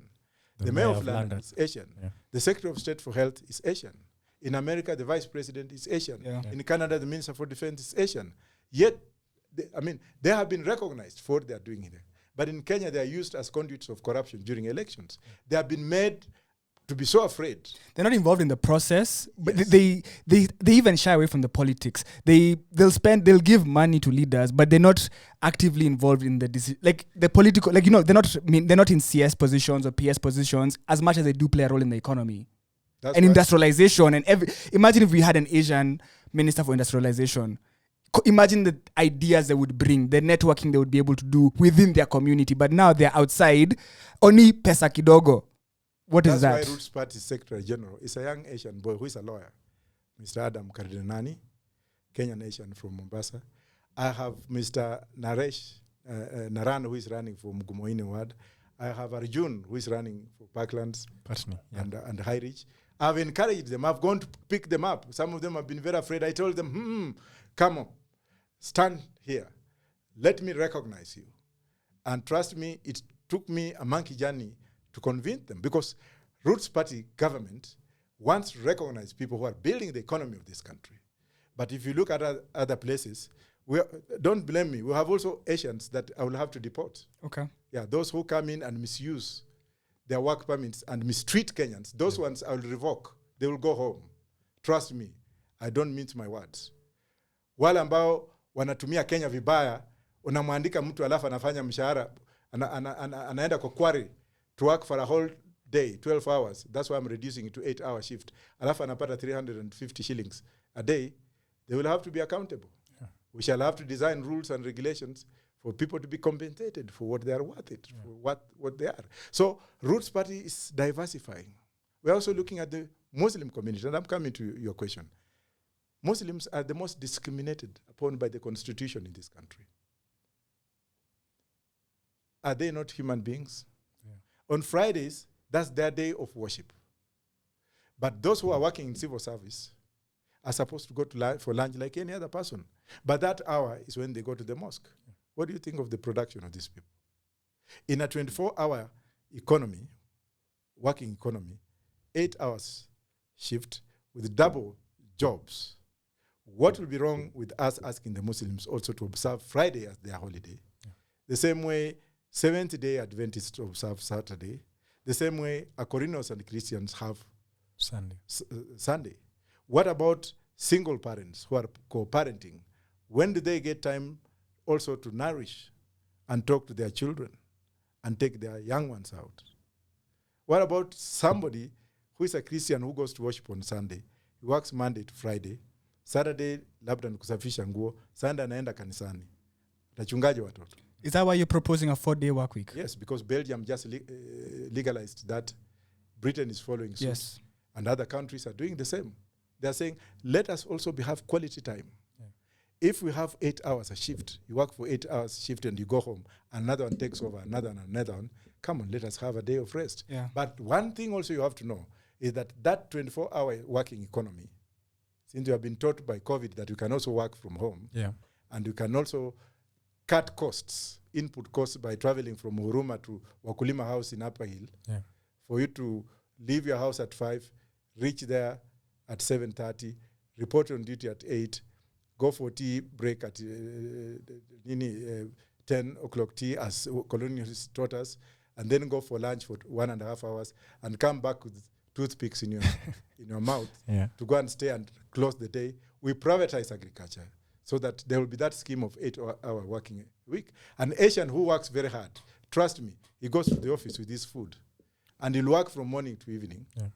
And then he has the day off. I mean, on his day off, we'll see him with his family. Yeah. But us, the system we have has broken families. Utakuta kwamba mtu anatoka kazini, anaenda Cedars, Nenana. Yeah. Road. Tot moja, though I don't drink, but I've observed, very stupid people. Tot moja ya whiskey, 340. Yeye amekuwa so qualified. Is a Luo who is a doctor or a lawyer working in Nairobi, driving a Mercedes, staying in a Kikuyu's house in Lavington. Na kazi yake ni kupitia Cedars every day to show his manhood. Anakunywa whiskey every day. Green label, blue label. Akifika nyumbani ni saa 5 watoto wamelala. Yeah. Mama anaamushwa tena kupika. Watoto wanaamuka asubuhi wakienda shule. This man will never see his children. We are going also to change that narrative. We want to be a hard-working country like Japan. We want to be a hard-working country like South Korea or like Singapore. Yeah. A working nation for people who love, but you must also give them incentives. Yeah. So I want to get into your 12-point agenda, but I have a small question before we get there. So a lot of people are running for office. A lot of people are politicians. I'm wondering, the people who are running for office like you are human beings. The politicians that we have, as much as Ruto might be on the different side from Raila, Ruto and Raila are friends. They're not enemies. There's no enmity. I'm sure Wetangula can go to Kalonzo's house and they are friends. Can you be friends with these monsters? Like, not agreeing on ideologies, but you could have a cup of tea and talk about, I don't know what interests you besides what, like, maybe you like music, or maybe you like jazz, or maybe you went to you went to Mashemeji Dabi, and could you sit down with them just to talk about other things, or even on that level of could you have a conversation? Yes, definitely. Okay. They are Kenyans. And right now, even if you look at my clients, you'll be shocked. I'm not going to mention them. Some of the top politicians from Ruto's camp are my clients. Some from Jubilee are my clients. There's nothing personal between me and them. They are Kenyans like I am. If they agree to our conversation and we chart the way forward to improve the lives of Kenyans, that is okay. But if they are on the extreme right, it is them who should be listened to. That's where we differ. Okay. And that's why I refused to visit them. Some of them have invited me to their places. I said, it's okay. But then I also tell them, why can't you also come to my office? So that it be a two-way situation. Yeah. Why do you want me to come to you? Because people are coming to you to show allegiance. Then alafu tukitoka hivi tumeshake mkono. The perception will be Wajackoyah has already crossed the border. Yeah. And number 2, picture. Your picture, even if it's genuine, ukiweka mahali, life of suspicion. Yeah. But there's nothing wrong with me sitting down with Ruto. Okay. There's nothing wrong with me sitting down with Raila. For your information, I know Raila personally. Okay. Because there is a lot that we have done for him in UK, and there's a lot that we have done for him in the US, but he doesn't remember people that have helped him. That's the truth, and I have let truth be told. Okay. Yes. I mean, I don't know whether it's that question you asked me before, that people change when they go there. They do. Yeah. Probably that is the main thing that you're right on. Because if you come to Britain, I fundraise for you. I buy you food to eat. I take care of you in my car. I drive you around. I become proud of you. I come to clap for you when you are addressing people there. I give you audience. I am on the mainstream of saying this is our own. And I come in this country and you can't see me. You want me to go and see you through some quacks. Brokers. Those brokers. Mwingine alikuja juzi akaniambia, Prof, nataka utoe biashara ngapi? 2. A big politician in this city. For what? Moja itapelekewa mama na moja itapelekewa Raila. Na ukienda pale, tafadhali enda kama umenyenyekea, piga magoti. Nimwambia, get out of my office and go and never come back here again. We have people like those ones who are members of parliament, who are elected by Kenyans with such stupid mentality. Surely, let me speak like surely. That's not me. Yeah. You're a man of principle. So they're saying, huyo mtu kichwa yake iliharibika, huyo askizi. Another one just told me on my face, you are the people who are spoiling for Raila. Another one told me, huyo mtu ataharibia Ruto kura. That kind of narrative. Really? What if they still, what if now Raila comes out and says, I want to legalize? Or Ruto, and what I want us to, and the reason I want to talk about your 12-point agenda is you're more than just the legalized guy. Yeah. And that's very important for us to, I really want us to explain to the world you being who you are and everything you're about. But like, if Ruto or another candidate running for president takes this important issue that we as a youth are concerned about, and I'm someone who smokes marijuana, so like this is something that affects me. But like, if someone else takes that and says, "Oh, pia mimi nita legalize," how do you combat that? That's or do you? okay. That's okay. Yeah. Okay. He would have joined. And therefore, it will make it easier for us to chart the way forward. Okay. So yeah, I think we can go to the 12-point agenda. Yes, please. What is your 12-point agenda? And explain that to us in the audience. One, economically, I've spoken of legalization of marijuana. Number two, I've spoken of the working hours for Kenyans and improving of work conditions and production. Number three is the size of Kenya. How do we demarcate Kenya to be viably, administratively acceptable? Kenya has got 8 climates. You can drive from one climate to the other climate, and that is it. But when it comes to administrative principles, first I'll shift Nairobi city. I'm going to shift the capital of Kenya to go to Isiolo or somewhere in the north, where you have enough land, and then let Nairobi to be an industrial city to diffuse it from congestion and burdens on the land. Dodoma is the new capital of Tanzania, because Dar es Salaam, which is in the coast, was congested. Abuja has been created as the capital city of Nigeria because of population growth and people's needs and housing needs. So number 2, we shall decongest Nairobi. And number 3, we shall go to we shall create regional governments. Regional governments. Counties, if they will be there, they will remain under the regional government. So that a county, so that in Rift Valley, for example, we used to have Rift Valley province. The people of Rift Valley will decide either to call it Rift Valley state within a federal government, not a republic. And then the parliament in Nakuru will have to legislate on the needs of the people of Rift Valley. For example, in Narok produces wheat, ngano. Yes. It's also a tourist attraction center. Yes. And at the same time, Narok produces hides and skins. Now, the money appropriated by the state government, where Narok is a county, will have to be debated in Narok, in Nakuru. Let me say if the capital of Rift Valley will be Nakuru. Parliament in Nakuru will sit up, appropriate fund, debate on it, and if they decide that those funds should actually build Nakuru, the republic, the federal state, the state of Nakuru, of Rift Valley, then where production has been, where monies have come from, they will be given a certain percentage to improve the lifespan, that people can actually chart their way forward, can have town hall meetings to find out how they are going to expend on their expenditure, whether they will be paying state taxes, that is fine. Now, when we have those kind of regions, we are actually giving back economic power to the people and political power to the people to chart their way forward. Now, for the federal government, whose seat will be in the capital, probably in Isiolo. I prefer Isiolo, but Kenyans will decide on a referendum what kind of place they will want to put the city. Then the federal government, which will have federal representatives, will have to lead, to work, to legislate on matters federal. Like if there's a road coming from Mombasa, passing through Mombasa County, or the Coast Republic, coming through Taita Taveta, coming through the other section of Rift Valley, that road, and cutting across states to Uganda, that will be a federal road. That road will be built by funds appropriated from federal government, according to the money contributed by the state governments, whereby it will be easier now for the federal government to come up with the dimensions. We want a highway, a federal highway of this dimension, of this specification, so that people who are traveling on that federal highway, on which we call instrumentalities of commerce, wires touching one state to another state or crossing over, will have to pay federal tax. And that will be one source of revenue collection by the federal state.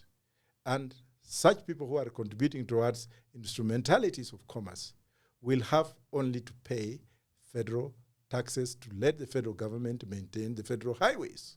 Similarly, when it comes to the state of Nakuru, the state in Rift Valley, they will have to obligate counties to build county roads.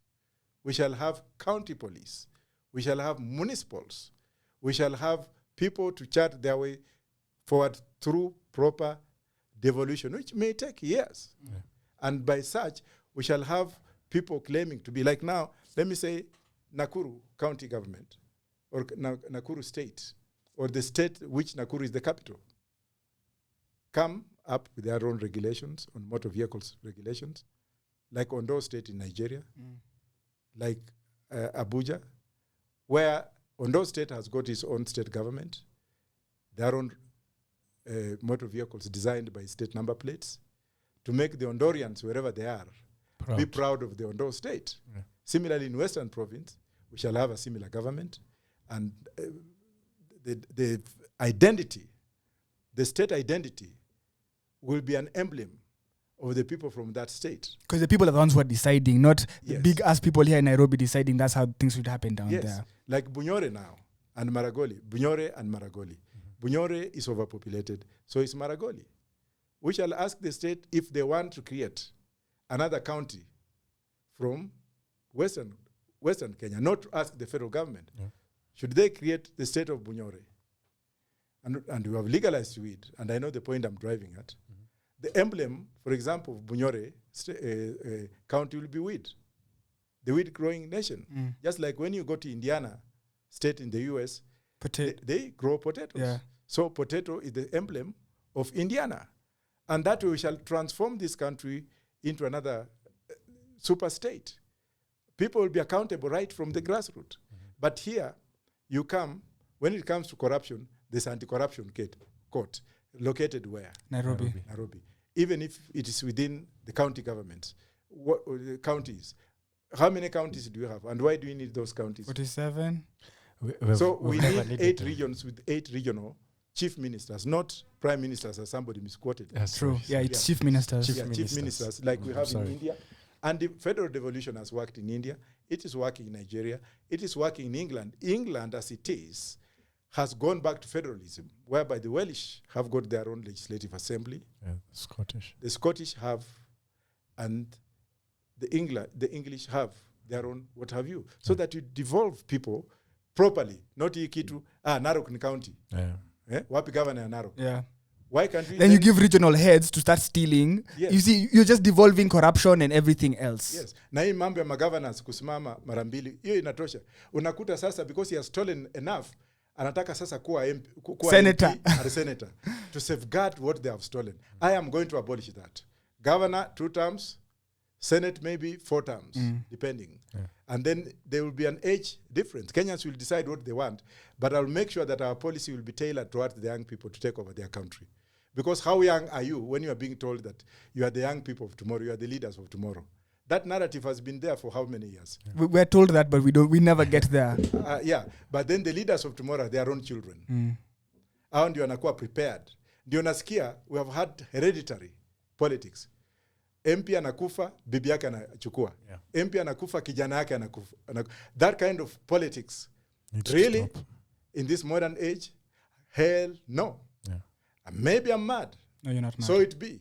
Even Foucault, the greatest scientist from France, when he was trying to design what he designed in France, he was considered a mad person until 1952, when Harvard called him to give a lecture.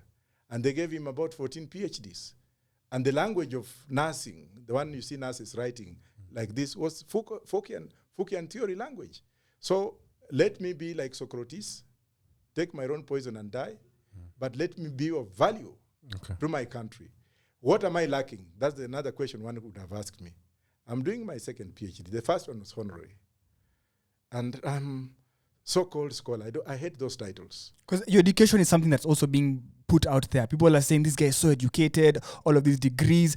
But I want to get from you is, I don't think you are very learned, but I feel like experience plus life is what makes you who you are. I don't think that because umesoma is because the way you think is because umesoma only. It's experience and everything. Am I wrong? The question should be put this way. Umesoma hizo vitu, umesomea nani? Na ulikuwa nasoma shule ya nani? Kwa nasoma mashule za wazungu. What have I gotten from it anyway? That is so important, better than somebody who drives mkokoteni. Maybe if I went to Philippines, the Filipino government would have actually given me consultancy to advise the government, because my colleagues who are with me are now advising their countries properly. But here, I went to school and I'm wasted. All these things you see like immigration. I'm an expert in immigration law. Immigration law, yes. 3 degrees out of all the degrees I have. A Master's of Law in Immigration from University of London, SOAS. A Master's of Law in Immigration from University of Baltimore. And a PhD, a Master of Philosophy, which I acquired last year. A Master of Philosophy in Immigration from University of Walden. I'm waiting now to write my final thesis to graduate with a PhD in immigration. That's just immigration. I also went to Nairobi University because people thought I was a fake. I had to prove to these people. And I called them stupid because I proved them stupid the other day by going to Nairobi University for a whole year. And I graduated on the 17th of December with another Nini. So that issue is null and void. Being learned had its own symptoms. What happened to me is my accent. It couldn't allow me to open up the market. There was no market for me in UK because I did not want to pretend. Unlike Ngugi wa Thiong'o, I have got my vernacular in me. I will not say, you want to do what? No. What do you want to do? I am not that you want to do, what have you? So that itself was very reckless for me. And that's why I said, well, I'm in exile. I can't go back home. I was involved in investigation of Dr. Oko's death. The people I named to have killed Dr. Oko are still alive. I've been taken to court and gagged. Now I'm in exile forever. God knows my fate. What do? That's why I kept on going to school, just to feel senile. Is that why you focus a lot on immigration? Or No. Okay. I have done law and development. I have a master's degree in law and development. I have from University of London. I have a master's degree in law in development from University of Warwick. I have a master of law in economics and development. I have a master of law in oil, gas, and petroleum. I have done international subaltern studies. When I go to other countries, I'm given a red carpet to give lectures in those countries, in universities where dons are seated down listening to me. And that's why you see people like Tindu Lisu, who was my classmate in Warwick. When he was in trouble, he said, no, there's only one lawyer in the world that I can call and you'll be at the doorstep, a lawyer who does not fear anything. And you saw what I did in Tanzania. You've seen what I've done in Tigray. Other international jurisdictions accept me. But in my own country, people are afraid of the unknown. How do you love a country so much that has no love for you? Yeah, what's your motivation? What's your driving force? My driving force is that Kenyans are suffering, and unless somebody stands for them, I will be abdicating in my duties. I see that our country is very rich. It is gold. But the few leaders that are there who are now creating a dynasty, either dynasty by lineal of blood or a dynasty by lineal of stealing, because there are 2 dynastities. One is saying we are killing this dynasty, but he's stealing. Yeah. You get me? Yeah. So we have those 2 hierarchies. One will steal everything to the pants. One will steal everything through the blood lineage. That thing has to be done away completely. When presidents in West Africa tried to do that, they were overthrown and killed by the army. They were told, you know what, you can't do this here. And that's why you have some kind of democracy in Gambia, some kind of democracy in Nigeria, some kind of democracy in Ghana, in Sierra Leone, and maybe other African countries, in the likes of Samora Machel. And having been involved in the liberation struggle of those countries by overthrowing those dictators, of which I have credit, and that's why when I go to some countries, I'm given a red carpet because I brought civilization and life in them. I was part of that system. But in my own country, who cares? But I also don't care. Yeah. That's why I'm here. And that's why I had to come from very far to this studio. Yeah. Some people are telling me, Osiende, that's something online is not known. I told them that's where I'm going. Yeah. And that's where I belong. Thank you very much. And that's why I'm here. Thank you very much. Thank you for your time. So let's go back to the 12-point agenda. We were changing the administration. So let's continue with that so that like our listeners can also have at least everything set in stone coming from you. Education. I actually wanted to ask about education. Education will be the prerogative of the parents to decide what kind of education their children want. Mm-hmm. It will be the other way around. In Nigeria, local authorities in Nigeria, in state government of Nigeria, empowered parents to decide what kind of education their children want. That's why British Nigerians always bring their children back home to study their vernacular and to study their character, the character of their traditions, which is commingled in their education. And that's why there is that respect. In Nigeria, their respect is permanent. Yeah. It's not Western-oriented or PhD-oriented or degree-oriented. Or money in oriented. Kenya, the other way. Yeah. Yes. So when it comes to education, I'll ask parents to design a formula as to what they want. We shall abolish bursaries. We shall abolish anything that will make us dependent on anything else. Because by growing marijuana, my friend, we shall have enough money. People will have enough money in the pocket to decide the way forward. Yeah. On healthcare, for example, we shall look at what has been causing ailment on healthcare policy. Kenya had the best healthcare policy during Kenyatta's time. The NHS in Britain was copied from Kenya. And Castro I didn't know that. Came in this country to steal the blueprint of healthcare. And that's why... And now we're employing... when he went from Cuba. To Cuba, where I've been many times, because I'm a Castorian, the healthcare policies in Castro were Kenyatta government one policies. And they have worked. And that's why now Britain, which left us in limbo, and after emancipating ourselves and putting up our healthcare system, has also gone to Cuba to copy. Because during Kenyatta One administration, health was free, available, and available at your door, with having health officers coming to your home. And at least every division or every district, let me say a population of 20,000 Kenyans at that particular time, had at least 10 doctors, each assigned. So when it comes to mortality ratio, it was very low at that particular time. We had also animal husbandry officers who actually came to treat animals at your home with available cattle dip. So I'll revert to Kenyatta One policy, and then I will look at the modern needs of technology to find out what we'll do. We shall also go into affordable traditional medicine. Affordable traditional medicine. We shall look at mitishamba and find out, because it's the same mitishamba that is taken away from us, patented by multinational corporations and sold to us as multivitamins. As multivitamins. Whereas we can have these things natural. We are having a natural habitat. We can go and harvest these things and cure ourselves, like COVID. Kenyans discovered COVID medicine a long time ago, and they started having herbs from that doctor in Cambridge, which when I had COVID, I did not go to any hospital. I only went there to find out whether I was COVID-free. And I have to thank that professor in Cambridge for coming up with something that, but for them, that one, So we shall also have to look at the mentality and look at why the Chinese very successful when it comes to traditional medicine, when it comes to healing natural diseases. So we shall look into affordable Medicare and affordable insurance. But if once we legalize weed, then it will be for free. But during that window, when we are still struggling, then we shall have to find out how to subsidize people in Medicare as well as farmers in agriculture and what have you. Okay. Now, when it comes to minerals, we want to find out why we are not using our natural habitat.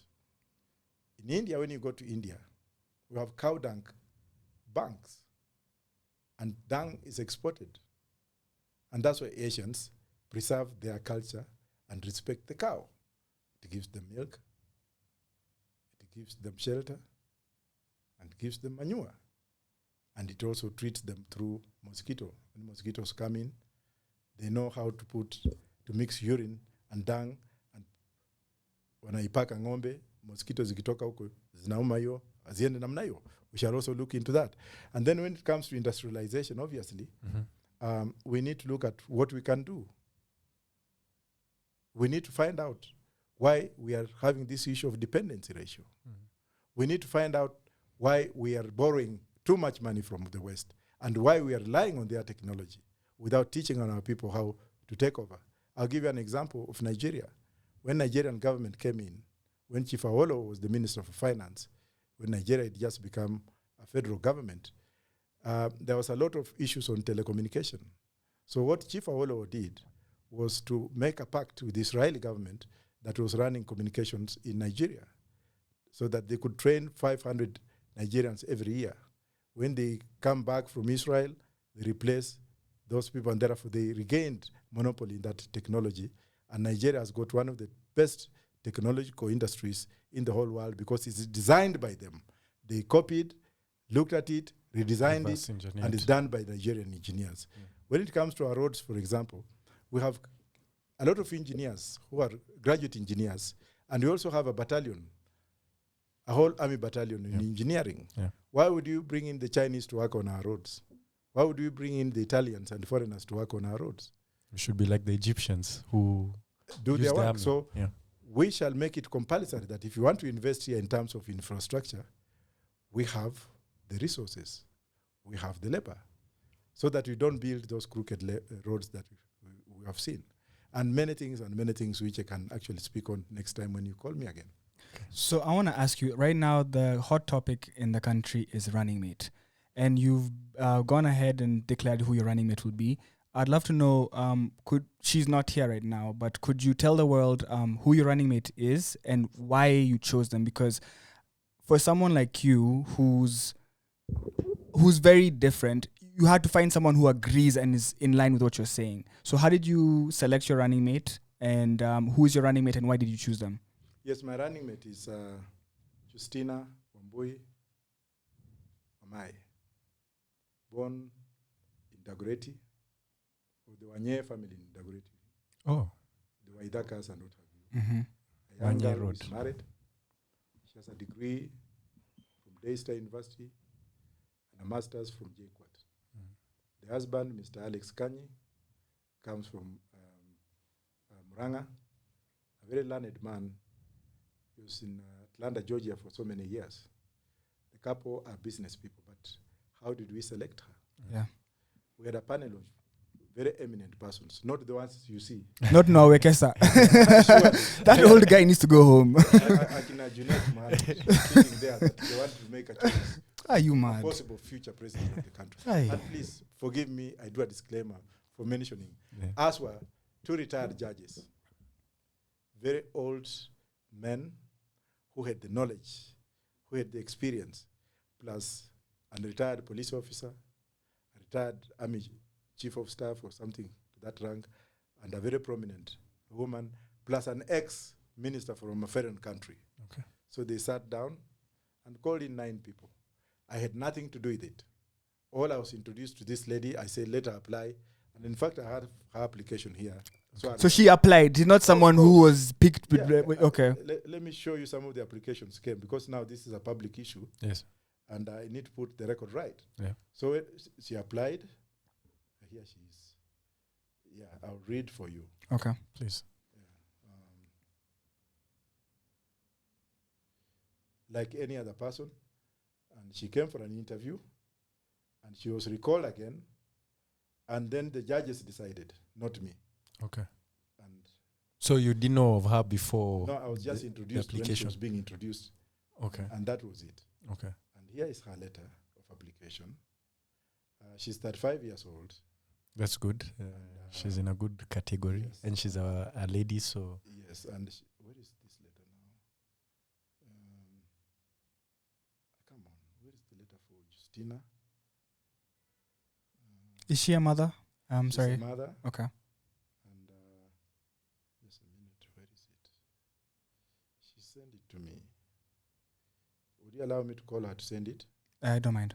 Yeah, because we need to put things right here. Okay. Just hold on. I think I'll find it here.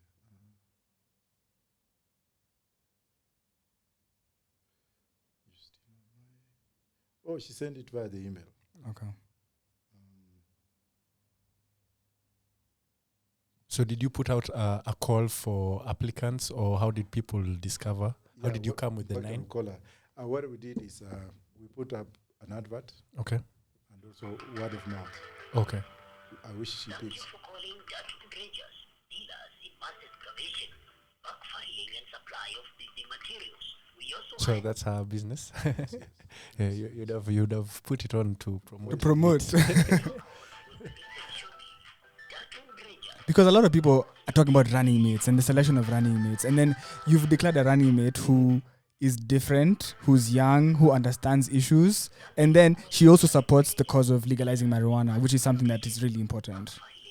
And Let me call you are the pioneer of bringing ladies to the forefront for that seat. You are brave enough to do it before, it's a yeah. hot topic. But you did it before. And you are the boss to do it before anybody else. Yes, because oh God, Hopefully we get her.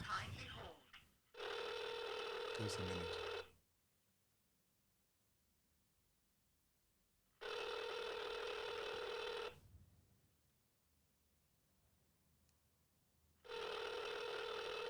Sorry, the person you're They call me back. Okay. So the judges decide. Have you once it was decided? Did you get a chance to meet and kind of talk to each other and understand? Okay, these are my ideologies. These are your ideologies. Are we in line? You know, because also you guys have to be in line. Because we'd hate a situation where we have an Uhuru Ruto again. Yeah. Because you're going to win, bro. You know now you can't give us are you guys on the same page? Definitely. Do you have any disagreements? I'm asking a genuine question, what please. happened is, the judges talked to her and she came and we talked, Mm. and then we talked as a team. The NEC spoke with her. Yes, Brian, I am in studio and you are being heard by so many people. Do you have Justina's application later that was sent to me, which I can't find? Yes, I should have it somewhere. Do you have it or you should have it somewhere? Let me check. Yeah, can you send it to me because I'm in studio and you are on air? You are being listened to. Okay, so. Yeah, just immediately, please. So I was asking about your rapport, because that's something that we are interested in as people who, you know. Every team needs team chemistry. I think what the lady has done Mm. is we spoke to her and we gave her staff to go and look into. Is it this one? We gave her staff to go and look into, and then we spoke to her. My wife is an American. She works there. I had to bring to her attention also to look at who this lady was, Okay. and also the lady officials in our party also spoke to her. Okay. And she came across as somebody who was in tandem with the ideology and policy. Mhm. Yeah, we came to realize that she had grasped what we believed in, and the most important thing that she said was that she has been following us. The husband also said that he really liked what we were doing, Yeah. and then the other candidates were equally very good. Mhm. And from that time, we said, okay, let's give her a chance. And today she was on Citizen for Yes. 4 hours. And People are talking about her and they're wondering, okay, this because the dynamic duo. We have a dynamic duo. Now the fear we have is now something you talked about in the beginning. You talked about yeah, here it is. the vote. Yeah, just a minute. Here Sorry. it is. Can I send it to you? Please. Yes. Yeah. Can you send it to me via email? I can open it up. Yeah, but let me just read it to you. Okay. Okay. Yeah, her name is Justina Wangui Wamai.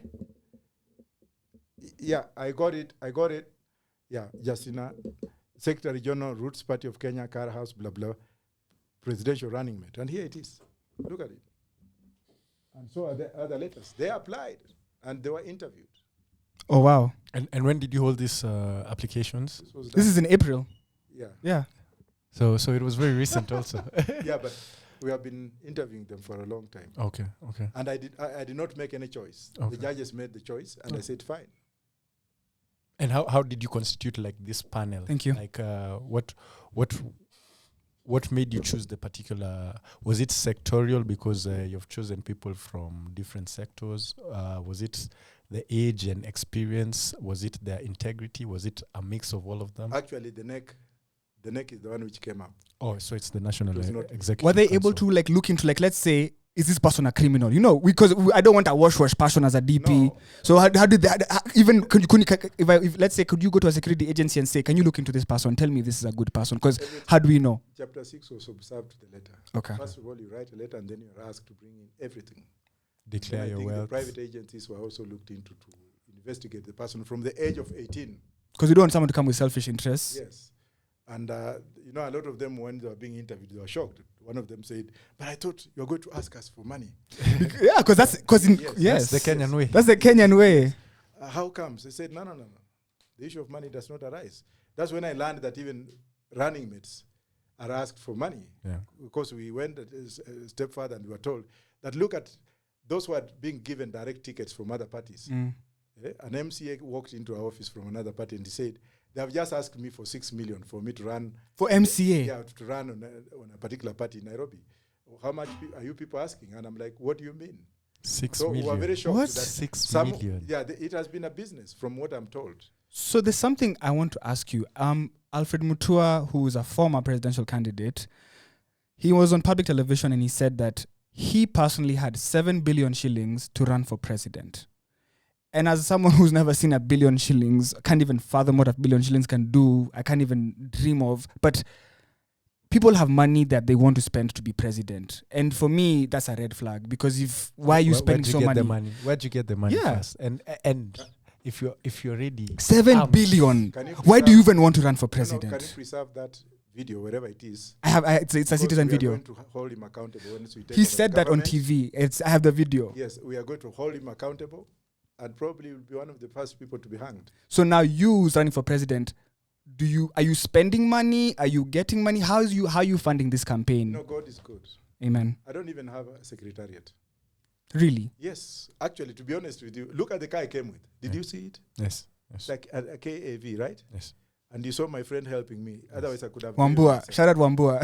Shout out Wambua. Yes, we are just resourceful, and people are resources. Okay. By talking to them, we are heard and we are called Yeah. for interviews, and that's why you see I've been leading on.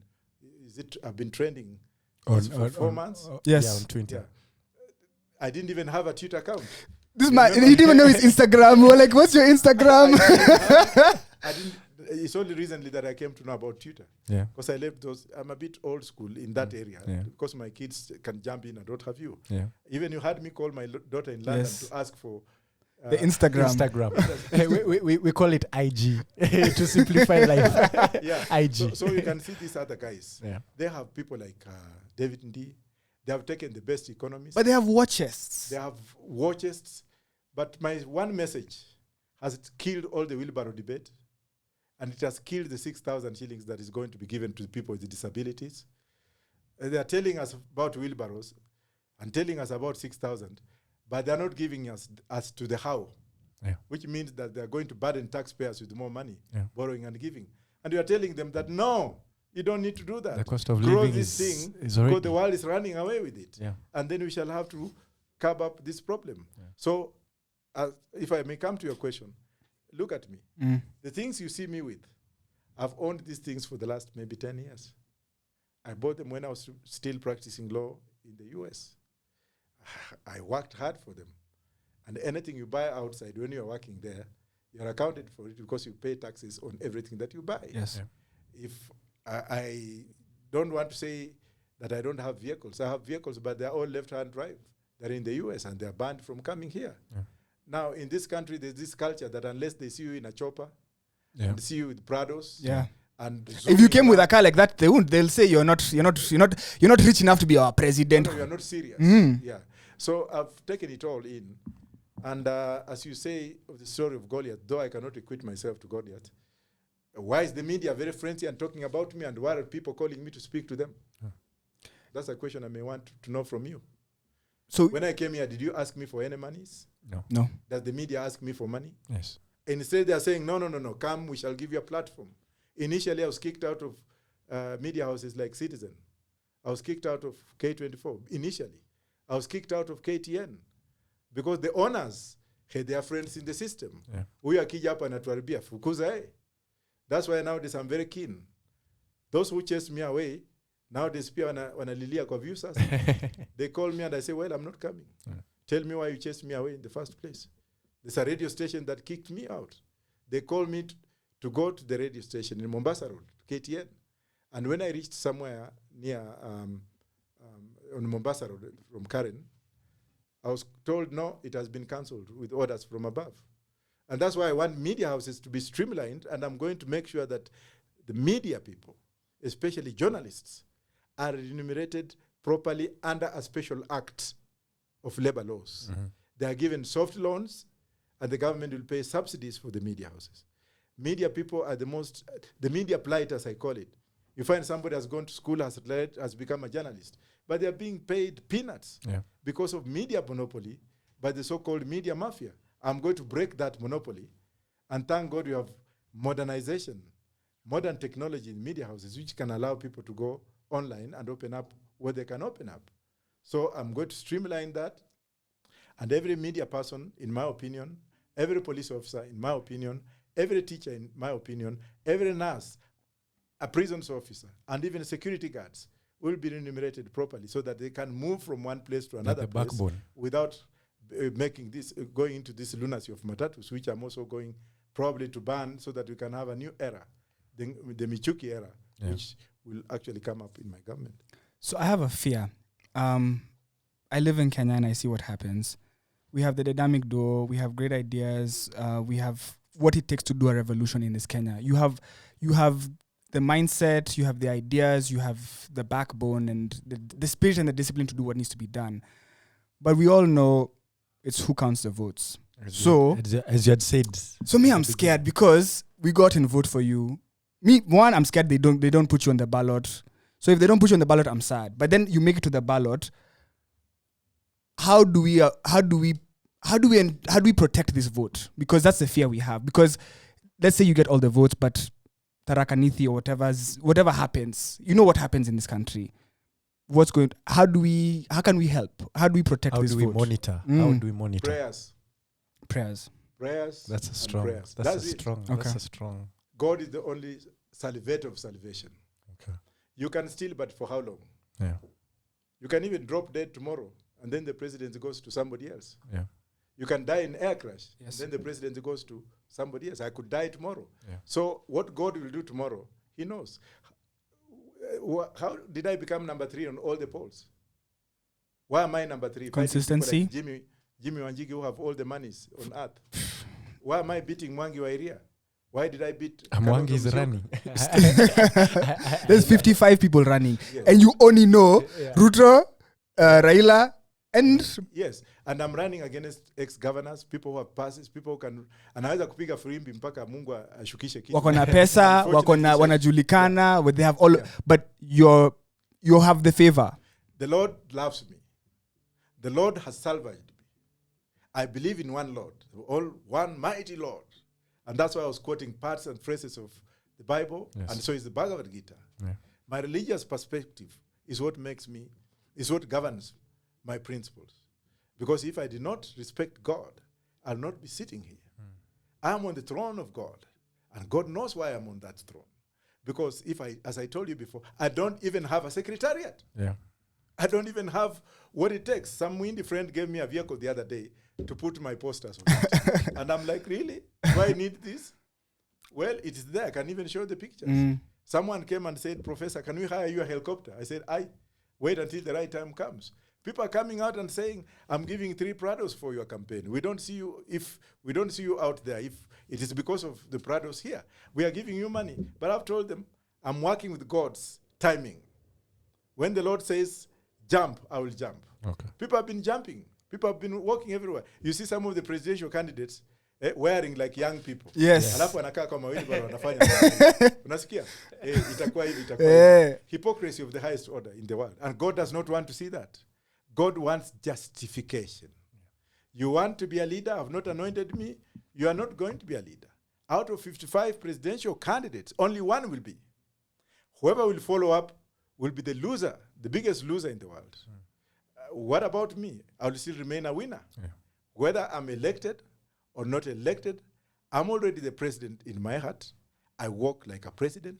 I think like a president. I do things like a president. I practice this every day. And I have a deputy who has also the philosophy, who believes in the same philosophy as Roots Party. She has money. She's one of the biggest contractors in this country. She can account for her money. She's an employer of people. But she's saying, look, I tried in Mavoko. I'm coming back again. Now, supposing, let me give you this scenario. Supposing Martha Karua is the running mate to Raila Odinga. Okay. And Waiguru is the running mate to Ruto. Yes. And Wamboi is running mate to Wajackoyah. And they stand on a presidential debate, vice presidential debate. And Wamboi starts the following introduction. My name is Juliana Wamboi Omai. I'm 35 years old. I'm mother of one, married to Alex Kanyi from Muranga. I've not been unfaithful to my husband, even if I have, I've sorted that out with him. Personally? Yes, I've never been involved in corruption or any scandal. And she finishes there. How will Waiguru and Martha Karua introduce themselves? It's dirty. It's dirty. So the intelligence we have is from God. It's not man-made. The things people are trying to do by buzzing people around here and going by crowd and dancing on the floors, all those things will come in vain. Yeah. Because I believe I'm the winner of this election. Yeah. People are saying, oh, hujapatikana huku, hujaenda huku, uende uchukue watu wengine wakuja wakupigie viuno hapo, chukue mabibi za watu wakuja wakutengenezea viuno hapo. Sisi tunatingiza mti. Na hiyo mti yetu ni ya corruption. Yeah. Anti-corruption. Alafu, watu wa Mombasa, Waislamu, wenye magari, the people who are listening to us because we have solutions, they will vote. Yeah. By September, maybe Ruto and Raila will be seeing me from Viewsas by July. Because the tide is going to change. Yeah. The tide has already changed now because of the direct nominations. People are tired. People are saying, I've wasted my time. I've been fighting so hard to be a member of parliament. I've been fighting so hard to be a member of a county assembly or to be a governor. And then I'm just told, you know what, you're not running. The people who had been... All those are my voters. Yeah. Those are my voters. Yes. The young people are my voters. Yeah. And the undecided voters will vote for Professor Wajackoyah. That's why I'm number 3 on the polls. But the people who are also carrying out the polls, have got their own hidden agenda. They do. Wacha waweke kitu tu kwa certain age groups between 18 and 35. Who do you prefer to be to be the president? Wajackoyah will win that in round 1. Now, between those people who have been left out, people have been crying for democracy. People have seen the way things are being done in this country. If they are asked, who would you vote for? I'll come number 1. But if you now want to, and these companies, sijui Ipsos and what have you, Tifa. Yeah, mimi nitawafukuza. Because you are really taking Kenyans for granted. Yeah. Why are you being selective? Munaenda tu at the very small sample size, and you're declaring that's what the whole country wants. Yes. Those European companies, those Ipsos and Sopsos and Kipsos and they don't represent us. Ganja Sos and they don't represent the interests of a common Kenyan. Right.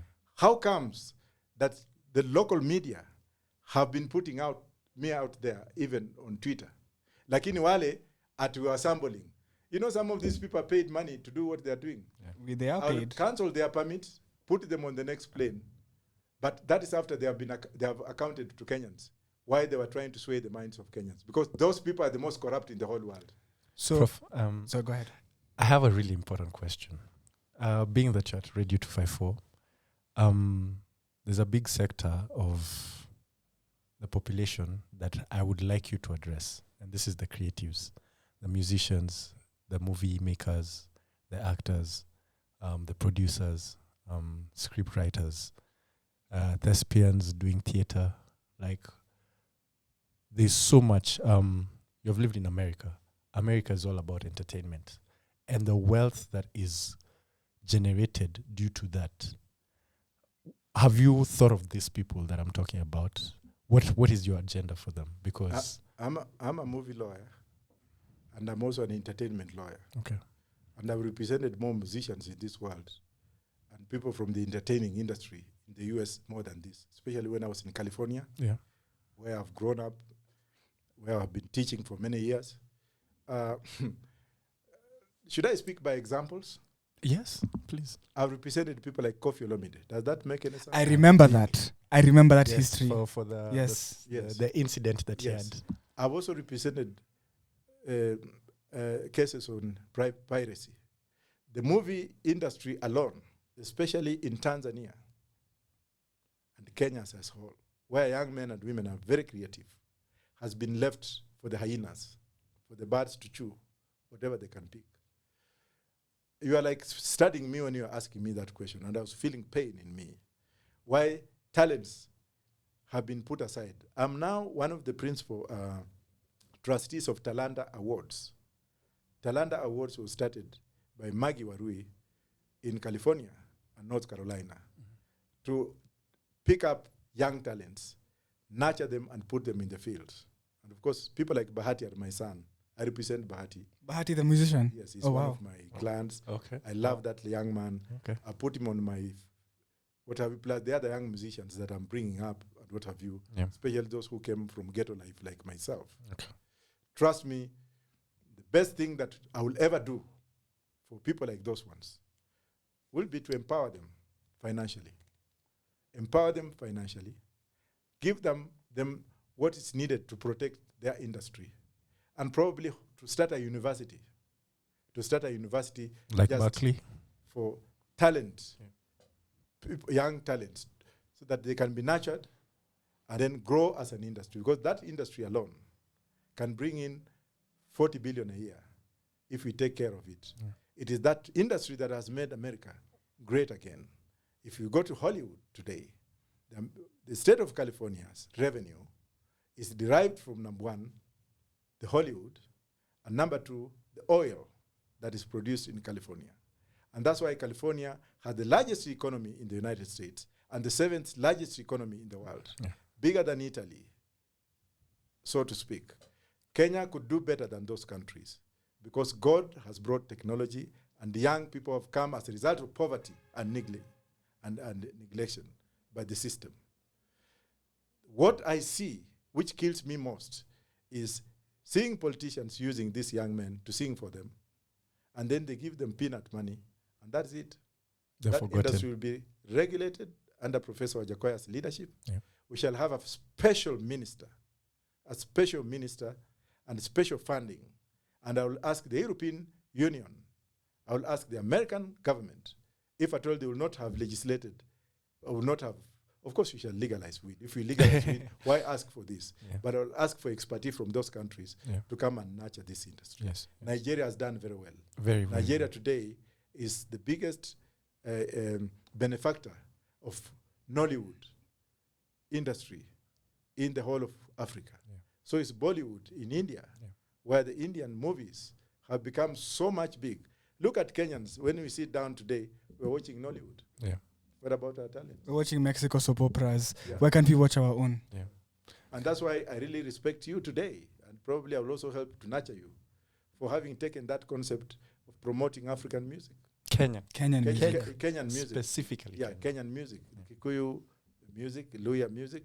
I've never heard of this. In fact, when I was coming, I didn't even know that that's what you do. Yeah. But had I turned around and gone back, I would have lost it. Yeah. I've gained a lot. And that's why I'm very comfortable speaking with you guys. Thank you very much. So I want to ask you a question, and I have to say that I'm not a legal mind, so I don't understand, but I have one concern. As someone's going to vote for you, I have a concern. When we suspend the constitution for 6 months, what happens in that limbo? Because, like when a cop arrests me or tells me I've done something wrong, we're arguing based on what's in the law. But if Kenya is already a lawless country, in my opinion. But now if we're living in a vacuum where there's no constitution, what will we do in that interim period? And is 6 months enough for us to restructure? I've heard you explain that other countries do not have a constitution in writing. I understand that and I've heard that. But what do we do as a country, as a Kenya? Okay, Professor Wajackoyah has become president. He's in State House. We've smoked a bit. Now, how are we living in this? It's a limbo, in my humble opinion. Thank you very much. If you look at countries that have had coup d'etats, where constitutions have been suspended, have they not survived through decrees? Even though somebody will ask me, but those were coups, and those were coup d'etats. The reason is, if democracy can come through the coup, where somebody has fingered people below the bottom and the army takes over, will you actually accuse the army for taking over to restore sanity in society? No. You will not do that. What is the role of parliament?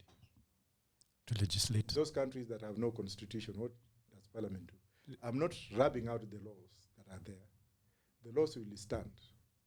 But the constitution, I will ask Kenyans to look into that constitution and see what they want to remain with and what they want to see changed.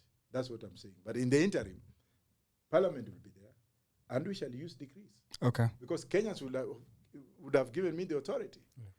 If the constitution is as bad as we have today, which does not protect the interests of Kenyans, and then you have this myopia of people saying that the constitution, if something is so harmful to you, what do? You get rid of it. When Raila stood in Uhuru Park to be sworn in by the people, using the phraseology of we the people, what was wrong there? Was he committing treason? Have you ever asked yourself? Or do you have that mindset of Kenyans that, well, he violated the constitution. The preamble says, we the people. And from that preamble of the constitution, if the people of Kenya decides that Professor Wajackoyah is now from today mandated to be the president of this country, all I will do is to ask them, do you want us to change this constitution? Do you think this constitution is okay? What do you want to remove from this constitution that is very offensive? Would you want a constitution whose judiciary has become a conduit of corruption so that they jail your young boys and women who are trying to survive by selling a small piece of marijuana for 50 years with a fine of 63 million just for a small thing? No. Would we look at the laws that are justifiable laws?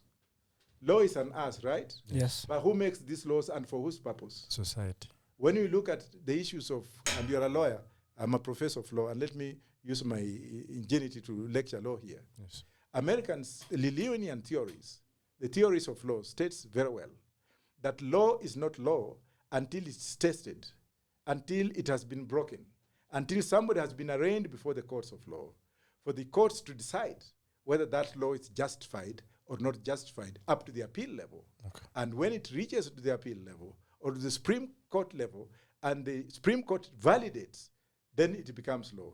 If it invalidates that law, then that law is of no consequence. Similarly, if you look at the constitution, like the Constitution of India, if you look at the Bhagwati case in 1972, which brought up what we call epistolary law, the law of the people, where the Supreme Court of India under Justice Bhagwati made a ruling based on the case of the people of Kerala, state of Kerala, versus the government of India, where the government of India had gone to the World Bank and taken a loan and gone to the state of Kerala and built a dam without the consensus of the people involved.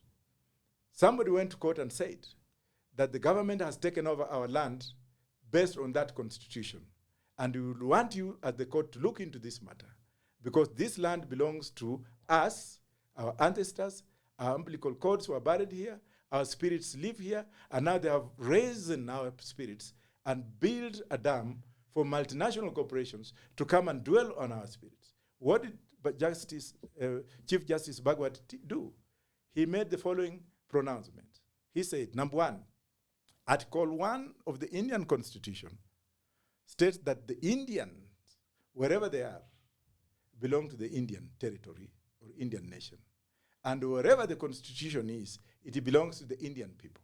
And therefore, the pronouncements that I'm going to make today are as follows. Number one, the issue of locus standi, issue of having a stake in the matter, is therefore abrogated. Because in Kenya today, if you want to sue on a tortious injury, you must have an interest in that matter. Yeah. That was removed from that case. And Justice Bhagwati said that if you see an Indian being approved of his right by the Indian government or agents of the Indian government, all you need to do are as follows. Number one, you can call the Supreme Court of India. You can go by rickshawala to the Indian Supreme Court. You can run and reach there on a tuk-tuk, Indian Supreme Court, or you can even write a letter. You don't need to have a stake in the matter.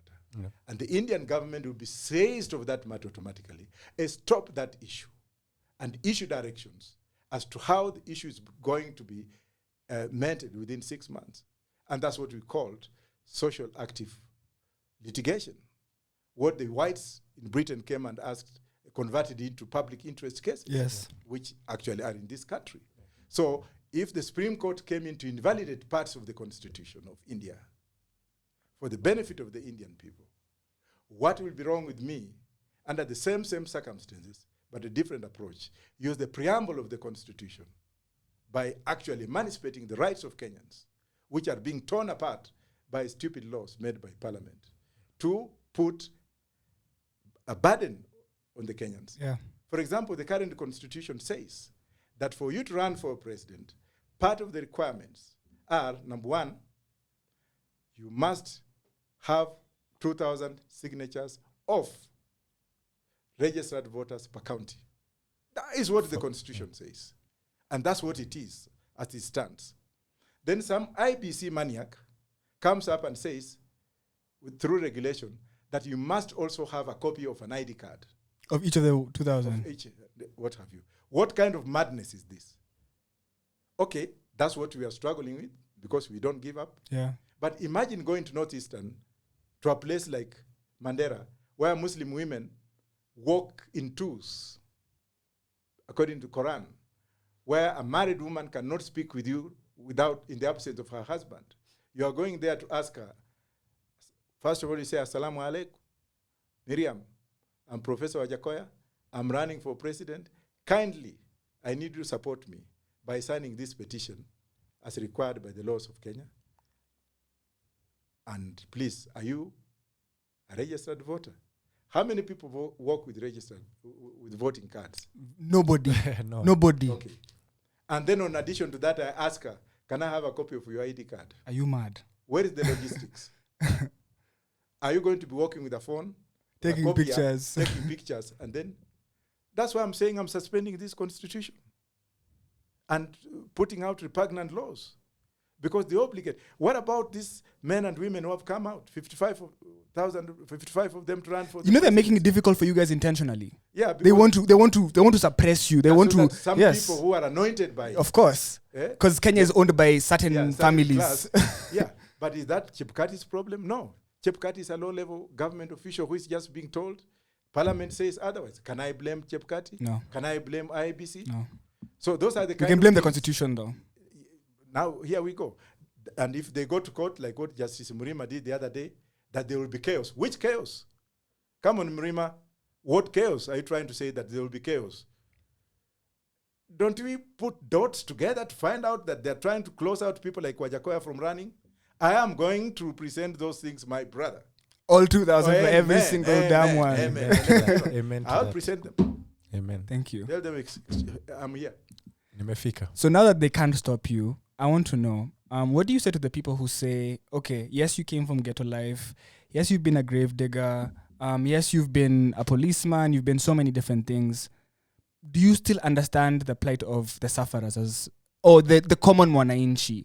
The Wanjiko, the Akinyi, the Wangoi, the everybody. How do you still resonate? Because I'm really, for me, I'll say this on air. When I reached out to you, not only did you respond, you called me personally. So that for me shows me that you don't think that you're above. You know, a lot of people think they're above everybody. Even for you to even give me time of day to reply to me shows something different about you. Because I've reached out to other presidential candidates, I've reached out to other people, but you reached back out and you communicated. I've seen that you don't think that you're better than us. I've seen that you're a human being. Because I've gotten a chance to experience you. But there's many people out there who are saying, okay, unaishi Karen, umeenda America, you've done. Can you relate with the common mwananchi? I wish you come and see how I live. Trust me, you laugh. Alafu utasema labda huyu ni wazimu kamili.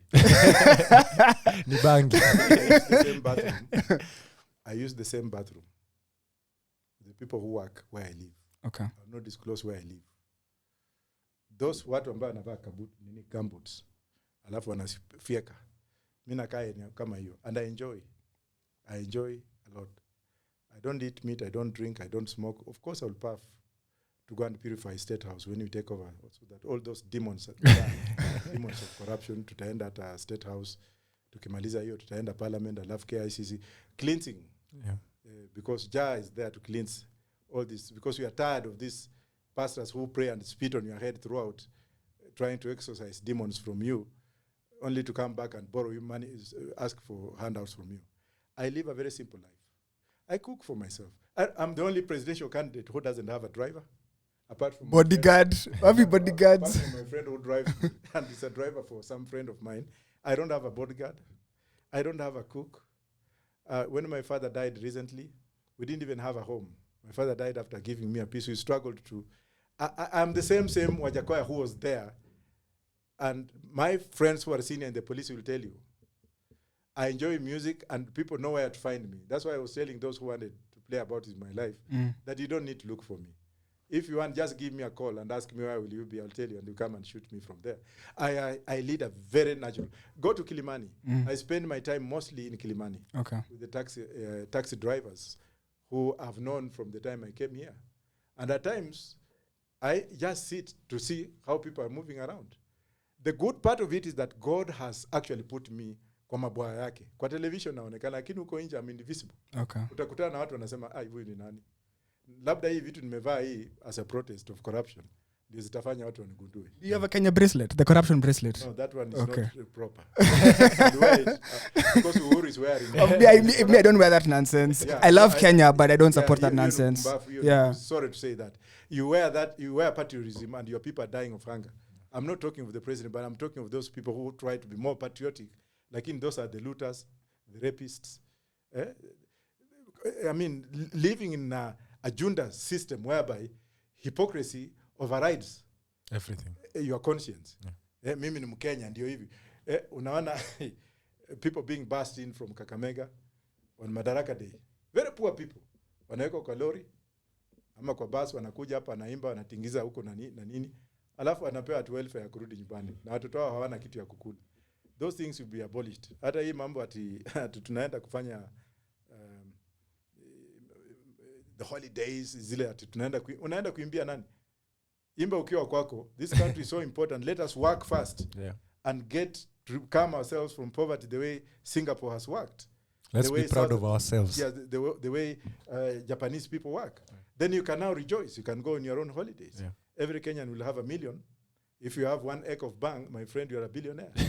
Wacha watu wengine watoke nje waje watufanyie kazi. Vile watu wanaendanga kwa nchi za Waarabu.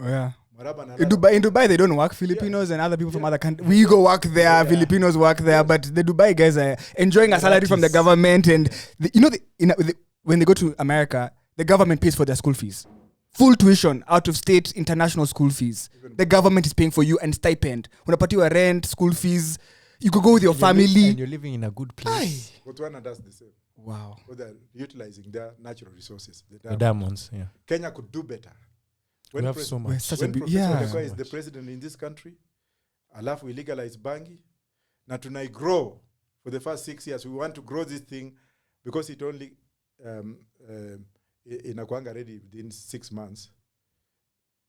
And you get the byproducts. Muti unachukua 20 years ndio upate makaratasi from it. If we have every Kenyan having $1 million every weekend, will you not build your church or your hospital? Yeah. Will you not import your own doctors? Will you not be free to drive what you want? If Arabs can do that, if Morocco can follow suit and import seeds from Uganda and Rwanda and go and plant, and then after seeing how lucrative it is through the black market, they legalize it. Na ni Waarabu. Wanajua maana ya bangi. Ukienda India, it's legal. It's used for purification purposes. Lord Shiva uses it because I'm also an Indian high priest. Uses it in milk and what have you for purposes of recreation. Ukienda Taiwan, bangi sasa ndio inatengeneza breakfast. Ukienda inchi kama Canada, all the body parts of planes are made from fiber, which comes from where? Hemp. Alafu hapa unakuta watu wengine anakuambia, huyo ni wazimu. Na Kenyans are very good in abusing. That's true. And those who are abusing are so stupid. I can call them stupid because they have nothing. You will abuse me on Facebook, but what do you have? You bundles. Yeah. I'm a Wi-Fi. Zafuliza. Umeenda kulipa wimbo ya mtu mwingine huko amekupatia shilingi 5. No. Your mindset has come, mimi amekala jina I'm voting UDA, anything anti-UDA. Matusi. Siasa saa hizi utaona a presidential candidate abusing another one. Yeah. Sasa watu kama sisi tutaona nini? That's where you see us. I've not heard you abuse Raila or Ruto. No. You've not said that. Not once. I will not do that because that's You've talked the about purpose. other people running for president, but you with respect. No, I talk about the evil that they do. And I don't abuse them as Yeah. persons.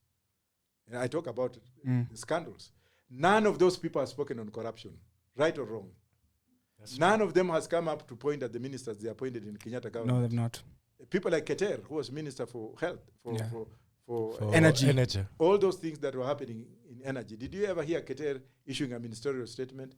Did you ever hear Ruto say anything about corruption and Kimorer? Have you ever heard Raila come and tell Kenyans how much money he has and the source of his wealth? No. Have you ever heard him say that this is Raila Odinga, this is my bank account, this is what I have? No, it's easier to abuse. It's easier to abuse each other. Yeah, It's but easier to abuse each because other. they know each other. Yeah. At the end of the day, they eat from. The same Look at pot. Kenha. Kemsa. No, Kenha. Okay. Kenha. Look, go and find out. Mm. Go and find out who the people who are taking tenders from Kenha. And you'll be shocked. I'll not reveal them. Okay. You'll be shocked, the families that wanakuwa namna hiyo. On Ngong Road. Look at Ngong Road. It's a death trap. It's a bad place. Mtu alichukua kandarasi ya kujenga Ngong Road. Kwa vile anatoka mahali fulani, hiyo barabara haijaisha, imewachwa nusu. Instead of putting 4 lanes, 2 lanes, 5 lanes, wanaweka vitu zingine katikati hapo. That's a death trap. And I'm very grateful to the media for having come out and look at Ngong Road. My first task will be, wewe ulijenga hii barabara, ulijenga namna gani? And people in committee and so many people have lost their lives, unfortunately. Yes. I'll put army officers. I'll go to the barracks and I'll say, hey, can you give me 5 officers to come and sit on this tribunal? Watu waulizwe maswali. Yeah. Hakuna software here. Hakuna soft approach.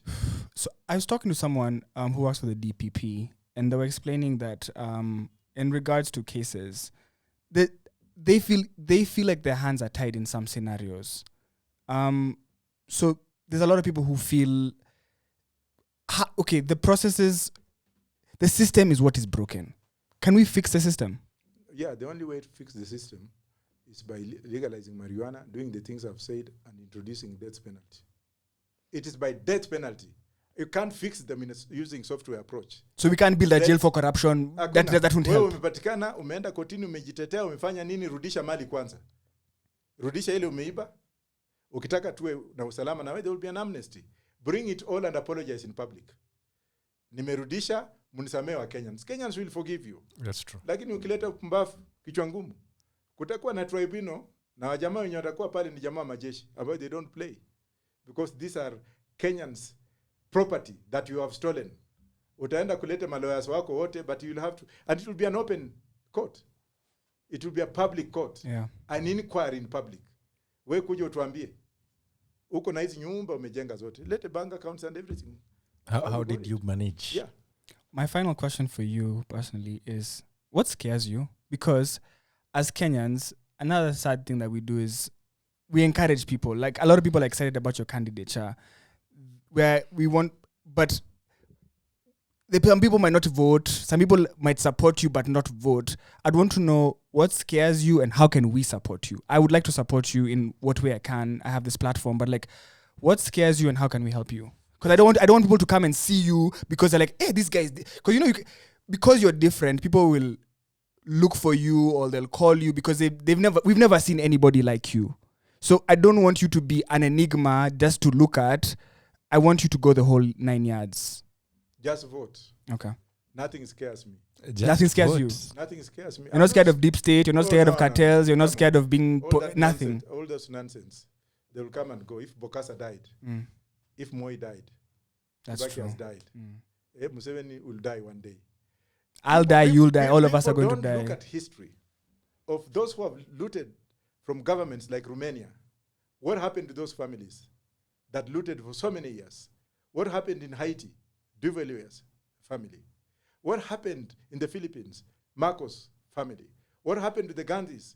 Gandhi's family. What has happened to the Mois? What is happening? People don't look at history. They think they're there forever. Now I bet true, lakini, trust me, even if I have to die today, God forbid, but I will die. Somebody somewhere will come in and liberate this country. Amen. And the liberation of this country is by courageous young men and women and old folks like myself. And it's up to Kenyans to decide Kenyans should come out and spread the gospel. Right now, I'm so infuriated when I see young men in clubs, in Kitengela and what have you, drawing my pictures everywhere on matatus. Some of them are going a step further by wearing ganja.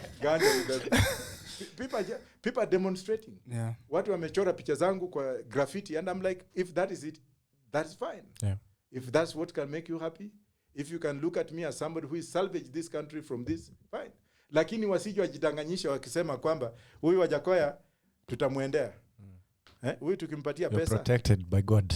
Huyu tukimpatia pesa atakuja tu. Let them know it from today. So we won't see you at Kenya Kwanza in Karen soon, or we won't see you at Azimio headquarters. Do you want to tell me that they have not approached me? I don't know. Do you want to tell me that these people are not trying to get my friend to get inside me? Of course, they can't get into my brains to find out what I want. And I've found a deputy president who will not betray the cause. We assume that if they take money to Hashim, he ran away, but we really grilled her on that. We said, are you going to get money so that you run away? You better tell us now. And that's why I like the Mungiki. I like the Mungiki because these are men and women who came out to fight for what was The lost of original their Mungiki. grandfathers. The original Mungiki. The original Yeah. Mungikis. Let's qualify it.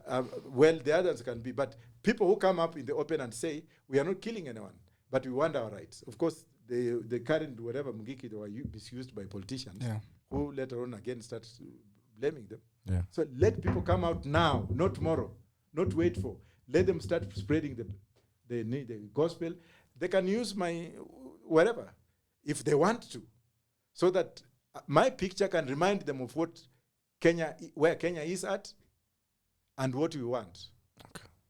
Bogo, what is your final question for this? For me personally, I want to leave it on a very light note. I know you're a lover of music, so minus Bahati, which song can we play for you? Kenyan, old on you. You can go as old as to the Mushrooms or currently. Mwenda wako Mario. Okay. Mario. Representing the home turf. I love that song, bro. That's good. So I want to thank you so much for coming to Radio 254, for honoring our invite, but even more so for being brave enough to stand up and speak what other people are not willing to speak. I can't imagine the life you've had. I can't imagine the journey you've experienced. But for you to get to the point where you're as you have so much, you have so much great ideas and hope for this country that we would be at loss if we don't have you as a president, as someone who's a leader in this country. So for me, I want to thank you for stepping up and wanting a better Kenya. We all want that, but we are on Twitter complaining and not doing anything about it. And you're doing what many of us wish we could do. Yeah. So I want to thank you so much for coming here, for standing up, for saying things that people don't say.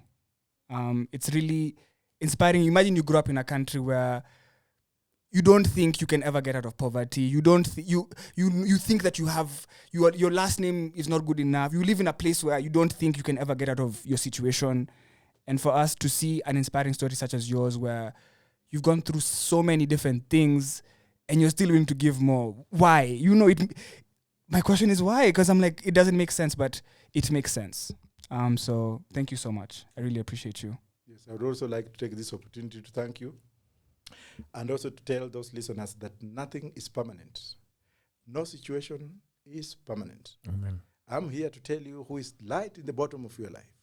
That person who doesn't have food on his table. That parent who doesn't have money to pay fees for his children. That person who has been unemployed for many, many years. That person who is being taken advantage of. Tell single mothers who have been thrown out of their situations because of situations.